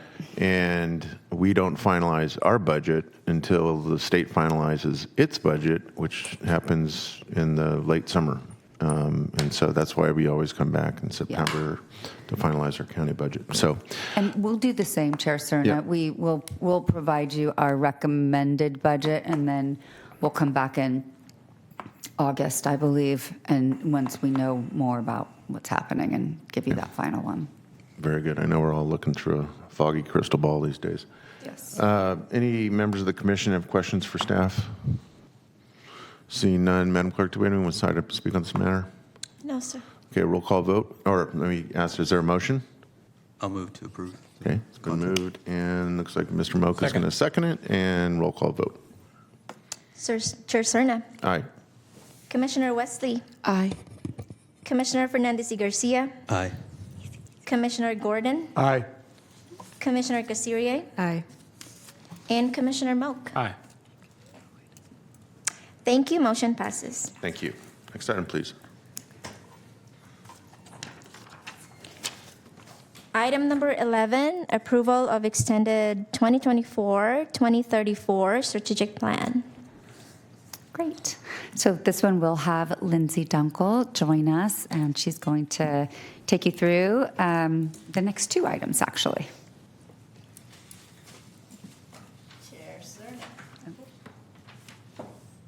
Good afternoon, Chair Cerna, and good afternoon, Commissioners. Nice to see you. At your April meeting, you discussed extending the strategic plan for the whole 2024 to 34 period. So today, I'm here to present you with the draft of that extended plan, and you have a copy of the whole thing in your packet under item 11, but I'll walk you through the highlights. So last time around, when we created the 2024 to 27 plan, the commission used a whole group process that included discussions at commission meetings and 2 half-day retreats. The goal was to build off of the resolution on racial equity and social justice that recognized racism as the root cause of health, early learning, and family resilience disparities by centering racial equity in the new strategic plan. The planning started with community feedback, with focus groups of community members and staff at family service organizations and people in leadership positions throughout Sacramento. The information from these focus groups was used to develop a survey that was translated into 4 languages and was ultimately completed by over 850 parents and caregivers. Those of you who were on the commission at that time received an analysis of the results of all this, along with a community trend analysis by our evaluation partners at ASR. Commissioners used this information and really deep discussion to set long-range priorities through 2034 using a consensus-building decision-making model. And here you see the conceptual framework that grew out of that illustrates the strategic plan. Children and families are at the center of the framework, informing and touched by everything that we do. At verse 5, the 5 priorities encircle this center, interlocking as an illustration of their interdependence. Around the outside are first 5's core functions: to invest, to advocate, to convene, to collaborate, and to build capacity. So in April, you agreed with the idea of maintaining the 9 outcomes under those 5 priorities and the 14 goals under those outcomes. We've only just begun the work, in many cases, with the participatory grant-making process not even having identified allocations yet of that $4 million. So we've moved specific fiscal information about each funding period into an appendix, and we'll continue to create an implementation plan, like in the past, that lays out the specific allocations for the strategies that have been identified for each funding period. The Commission wisely allocated funding for creating ongoing opportunities for community feedback, as well as building community feedback into every direct service contract. So we'll include all of that in an addendum each time. We'll also update the child and family trend data about Sacramento County. So the vision that we will continue to operate under is that first 5 Sacramento's vision is that Sacramento County will have strong communities where children are safe, healthy, and reach their full potential. And the mission statement continues to read, in partnership with parents, caregivers, and their communities, we seek to advance equitable, inclusive, and culturally responsive prevention and early intervention policies, systems, and practices that eliminate racial inequities, promote optimal health and development, and improve the lives of children prenatal through age 5 and their families. It's all one sentence. So what does this look like in practice? Here's a visual of the extended plan. You have one overarching plan that lays out priorities, outcomes, and goals for that whole 2024 to 2034 period.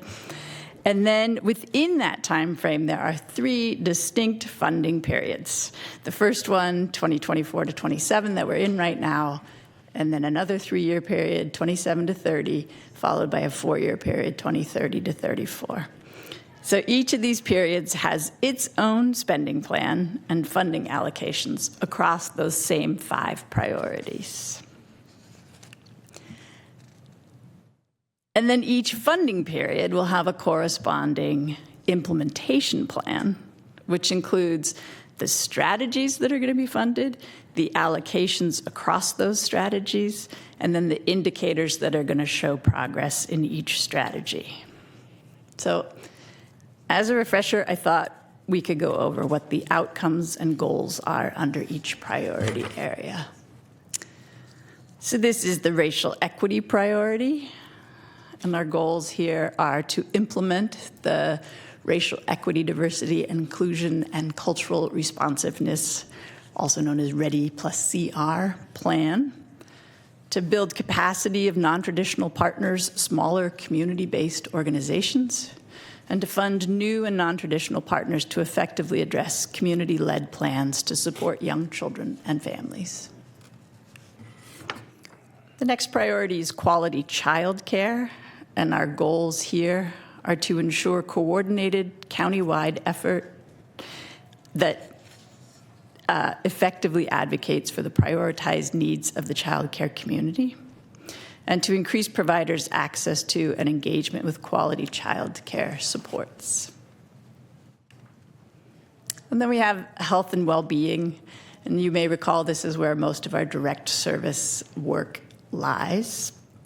Our goals here are to increase whole child and family-centered services to support the well-being and safety of children and fortify family strengths, to reduce perinatal health disparities for parents and infants through culturally responsive programs and services, and to strengthen children's social emotional development and increase early detection of developmental and behavioral health concerns among infants and toddlers while improving access to early intervention services. Under our systems improvement priority, we have 4 goals: to build public will and leverage resources in support of children's well-being and development, to develop integrated and coordinated services between public agencies and community-based organizations, to advocate for systems improvements, and finally, to increase utilization of medical, dental, and mental health services. And finally, under parent partnership, our goals are to cultivate parent-caregiver leadership in Sacramento County. Check on that one. And to allow parents to have decision-making power within First 5 Sacramento's programs, policies, and practices. So finally, here's Appendix 1, which lays out the spending plan and priority area allocations for the current funding period, 2024-27. And we'll make one just like this for the next funding period when those decisions are made. The strategic plan is eventually going to have 3 of these appendices as the commission makes decisions before each funding period that then guides the creation of the implementation plan for each period. I'm going to interrupt real quick. Commissioner Fernandez-Eakers here. I had a quick question about the goals and Yes. outcomes. So are we going to revisit those goals, or those goals will remain there for the 10-year strategic plan? Those goals, I mean, we could. I would assume, The we plan might is- meet some of those We goals actually might. within that time. And I think the goals are broad enough in some ways that what we would be doing within the implementation plan is saying, what are the specific strategies that we would fund in order to have an impact within those goals? And that's where our flexibility lies, looking at the data, looking at what's been reduced or eliminated from a federal budget down to a state budget, to say these goals and outcomes and the priority areas remain, but where do we need to be nimble and flexible in order to make the impact now? And that happens every 3 to 4 years within that 10-year plan, if that makes sense. No, I just Okay. was wondering, like, being the Pollyanna that I am, what if we actually achieve a goal? You do review your strategic plan annually. That's part of the. Because we could replace a goal. We could replace a goal. Something might bubble up as a new goal. I'm just Yes. wondering if we, okay, thank you. Yeah, it's in statute, actually, that you have to review the strategic plan annually. And I'll just say that, and I know others know this as well who have been here for some time, that this has always been intended as a kind of a living, I won't say document, I guess it is document, but it's a living exercise. And it looks very different today than it did when I started. So. Yeah, good question. So that concludes my presentation. Great, thank you. Any other questions for staff? All right, very good, thank you. Madam Clerk, do we have any sign up to speak on this matter? No, sir. All right, we do need to consider this for approval. So is there a motion? I move to approve. It's been moved. Is there a second? I'll second. Okay, it's been moved and seconded. Roll call vote, please. Chair Serna. Aye. Commissioner Wesley. Aye. Commissioner Fernandez y Garcia. Aye. Commissioner Gordon. Aye. Commissioner Gasirier. Aye. Commissioner Katari. Aye. And Commissioner Moak. Aye. Thank you. Motion passes. Very good, thank you. And thanks again for all your help on this. Next item. Item number 12, approval of the racial equity funding cycle duration. Me again. This one's just a brief presentation. We're bringing you a proposal to keep the racial equity funding off cycle by 1 year from the other 4 priorities.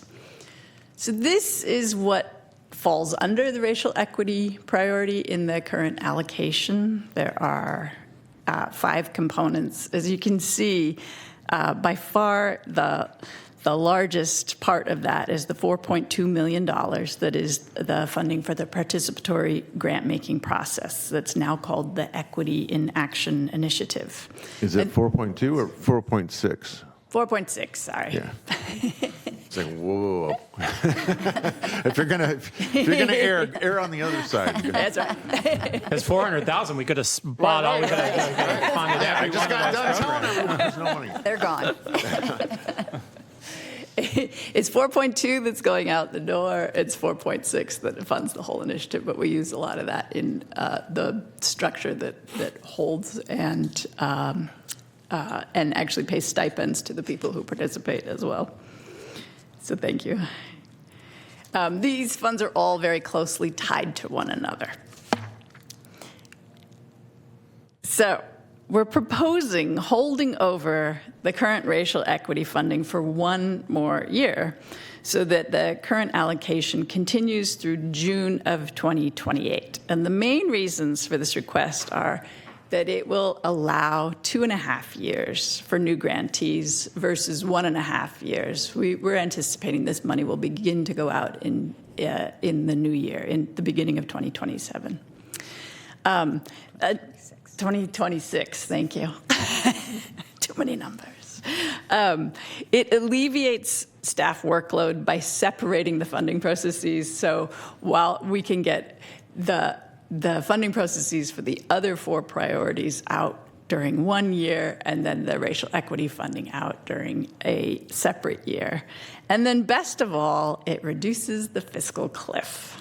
We always love it when that happens. So you can see if we kept things the way they are, we would have a 22.4% decline in available funding for the 27 to 30 period and a 21.1% decline in the 30 to 34 period. If we carry over this money for 1 year, we only have a 20% decline in the upcoming funding period, and then 2030 to 34 is a 21% decline. Commissioner Moak? Just a quick question about how I like the thinking is great. With Touchstone, how do you ensure that they are also, I guess, aligned with the same timeline?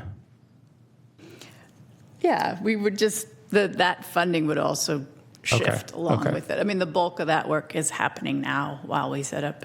Yeah, it just, but you could see, I mean, there's a real challenge if we were to get off course there, I think, right? Yeah. Correct. And so we're not asking for just that 4.6 million, but for rather all that whole priority area, which we didn't, we knew we were going to have to phase it in at least 6 months after getting all the money, all the other money out the door. But so there's still a lot of unspent money that we could roll into next year and start as the 3 years kind of then. Thank you. Thanks for the question. So I tried to make a graphic of what this would look like. This is my attempt. The general funding periods are in blue, and these include the other 4 priority areas. And then the racial equity funding periods are in white. So essentially, the current funding period, racial equity funds, will continue through June 30th of 2028. And when you make your funding allocations for each priority for the next funding period, you will allocate money for 3 years worth of money for racial equity, but it won't begin to roll out until July 1 of 2028. So when you make your funding allocations for the 2030 to 34 period, you'll be making 4-year allocations for the other 4 priorities, and then a 3-year allocation for the racial equity, and then they'll end together at the end of the strategic plan. And that concludes my report. Great, thank you. Any questions for staff?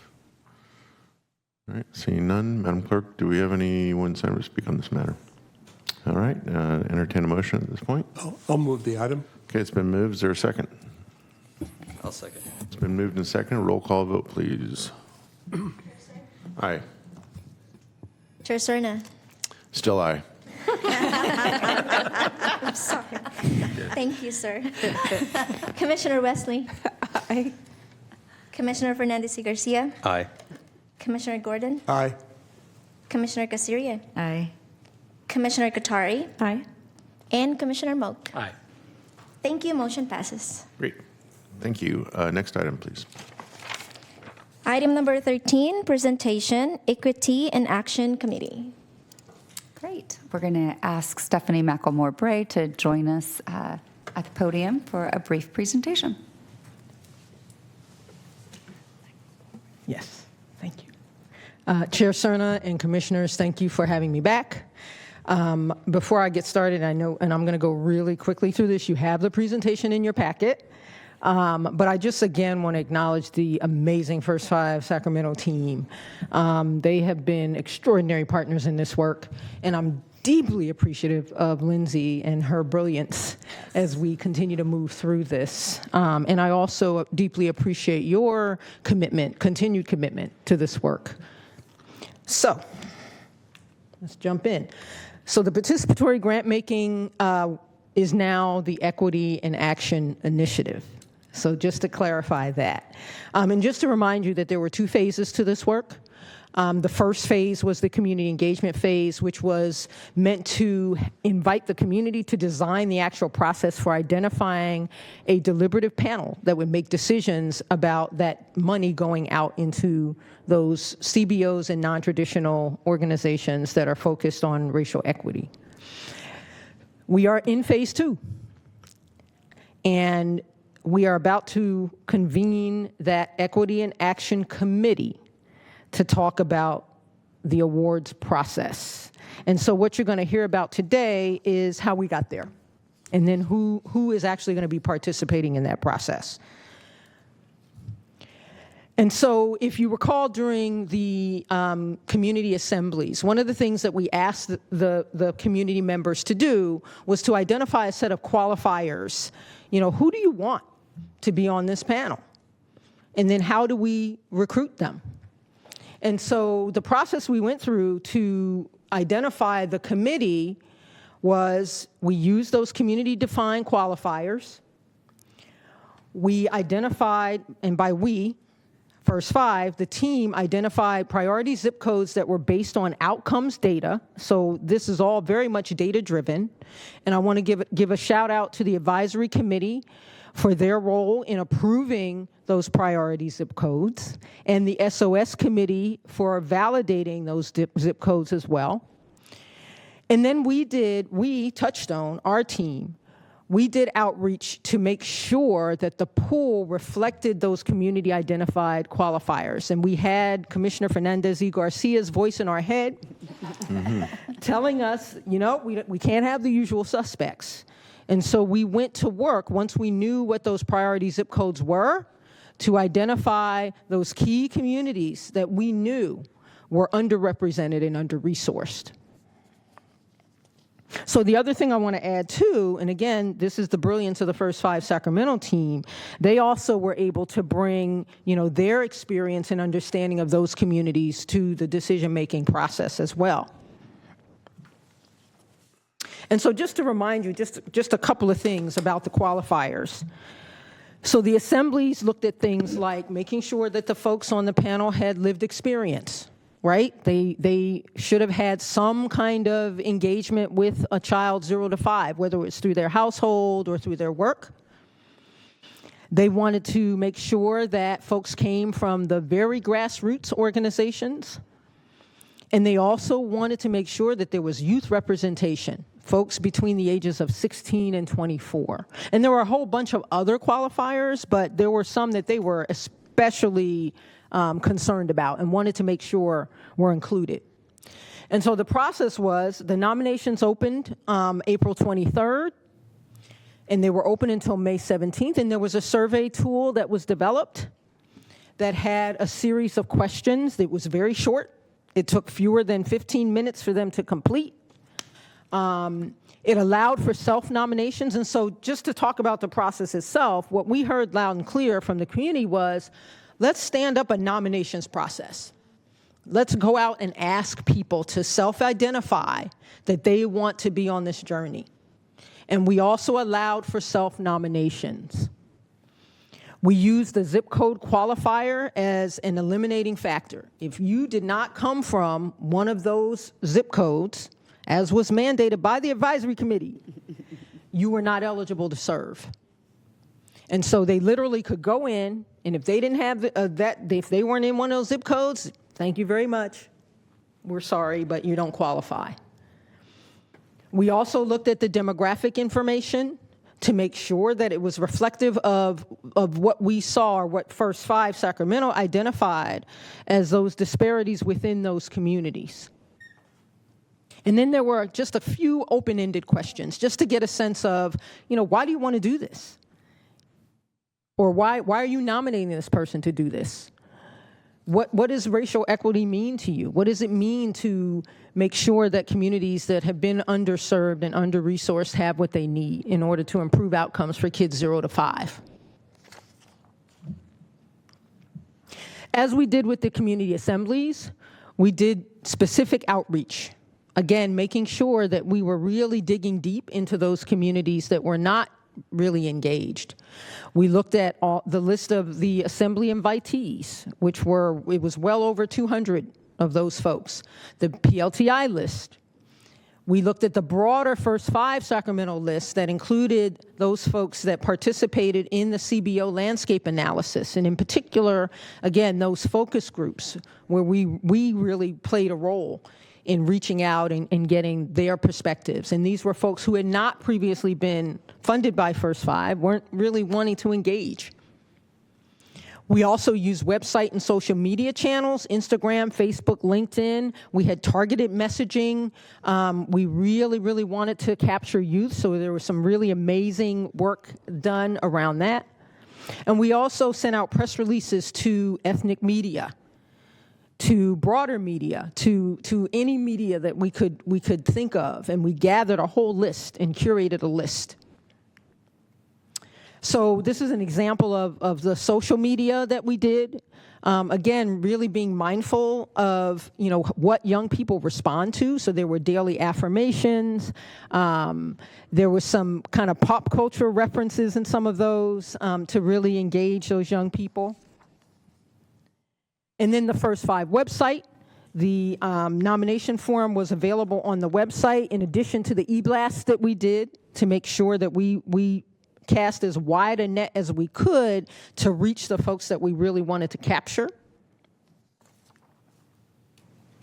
And so here are the numbers. So there were 61 unique nominations that were received. There were a couple folks that nominated themselves, and then they were nominated by other people. So we had to kind of hash all of that out. They represented 24 zip codes. Gender, there were 9 men, and we really were hoping that we would get more men. But we also recognize that a lot of those community folks, as you see with the PLTI, are women. So 50 were female. There was 1 non-binary, non-gender conforming person, and then 1 person who preferred not to answer. Race, ethnicity, as you can see, the breakdown here. We feel pretty good about the diversity of those numbers. And then age. That was the other piece. We did receive 2 nominations for folks in 18 to 24. And then the largest group were 25 to 36, as you can see. Immigrant status, 50, though the majority were born in the U.S. 8 indicated they were born outside the U.S. It was important for us to ensure that we had representation from immigrants or people who identified as immigrants. And then there were some who preferred not to answer, and then there was one that we didn't know. And then percent with children age 0 to 5 in the household currently. So 67%, as you could see, and then 33%.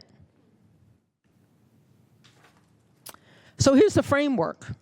How did the team, how did the staff select the committee members? Well, one, if they completed the whole application, that was check.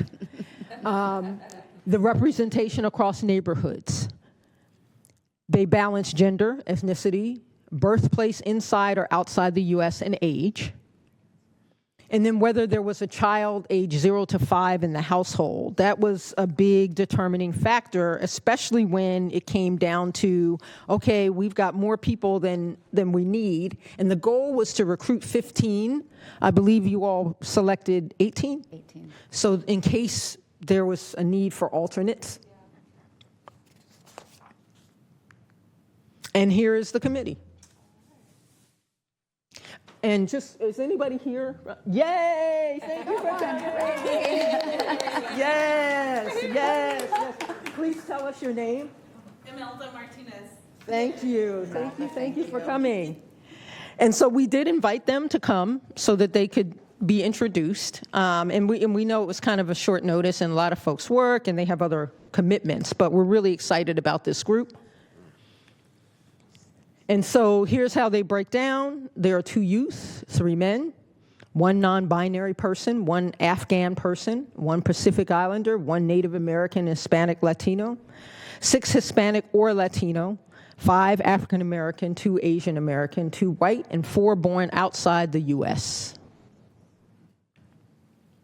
And these are the neighborhoods they represent. And so that was another really important balance for the team. And we really did some serious outreach to places where we didn't get any responses. And we helped, and our team helped. It's like, well, wait a minute, let's call this person, or let's text this person and really encourage them to apply. And so here's the grant-making timeline. And as you can imagine, because of this process, because it's community-designed and community-led, one of the key principles is be flexible, right? Go at the speed of trust. And that's a mantra that we keep reminding ourselves. And the team has even reminded me. It's like, wait, Stephanie, no, we gotta slow down if it means we're gonna go fast. And so our panel has been selected and they'll be onboarded in the coming weeks. There'll be an invitation to apply for funding that'll be developed and hopefully will be launched in August, and it'll close in September.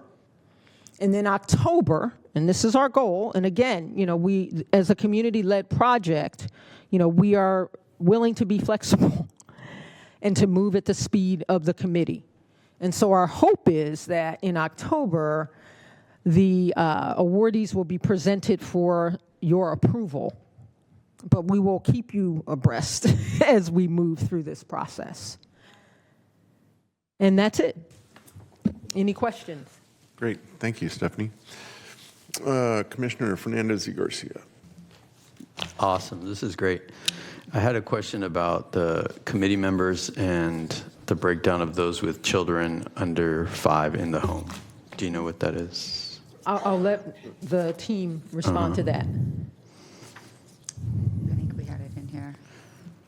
That was just the nominees. Ooh. I know that there were several where we had some equally qualified folks, and we almost always went with the one that had a 0 to 5er in the home. Okay. As opposed to worked with 0 to 5 or something like that. So it was one of those deciding factors for us, but we can get that for you. Yeah, no, my question is more about the committee's function, and when you have a child 0 to 5 working on committees, you might need different supports. Yeah. So if it was dominated by people with children 0 to 5, which would be my druther with kids 0 to 5, which I would like to see. Yep. I was just thinking, we should probably think about how to support those parents to participate fully. Yeah, and if I may. And so, back to the budget that you saw, and Lindsay had mentioned that not only are there stipends, but there will also be childcare available, just as we did with the assemblies. And we also provided meals so that they didn't have to worry about feeding themselves or their children. And so that's also very much a part of the project. And that was also something that they said was going to be really important for this kind of a committee. Right, and they told us real meals, not pizza and That's right. sandwiches. They want real meals. Yes, yes. Right. Very good. Any other questions for Stephanie? I have one overall overarching question. How much do we know about other first fives throughout the state that are, I would say, taking on racial equity as intentionally as we are? Yeah, quite a few actually. That's good to know. Yes, have developed plans, are allocating money differently. We have a whole network. We call it the Ready Network within the association. I think we have a workshop coming up, actually. So it's still definitely on our radar. And at every summit, at every association meeting, there's an opportunity to talk to our peers about what we're doing and to present. I've presented numerous times on what First Five Sacramento is doing, but there's always those cross-learning opportunities. So yes, they are very much invested still. And many of them move to place-based funding, too. Mm-hmm. Is it fair to assume that the level of intensity of that work matches generally what we know about coastal California versus the Central Valley versus far northern California? Probably so, yes. Okay. Yeah. Which is too bad because that's arguably where it's probably needed the most. Yeah. Although Orange County's done some pretty amazing things down there. And which county? Orange? Orange County, yeah. And done a lot Sometimes Orange County surprises us. It does, yeah. So. All right, very good. Thank you for the presentation. No need for a vote on this. And we will now go on to our last item of the afternoon, which is commission member comments. Looking to my right, looking to my left, seeing no comments coming from my colleagues. Then in that case, I want to thank staff. I want to thank those that stayed with us for the entirety of the meeting. And again, even though they're not here, I want to congratulate again the PLTI soon-to-be graduates for their great work. And if there's no further business before us, we stand adjourned.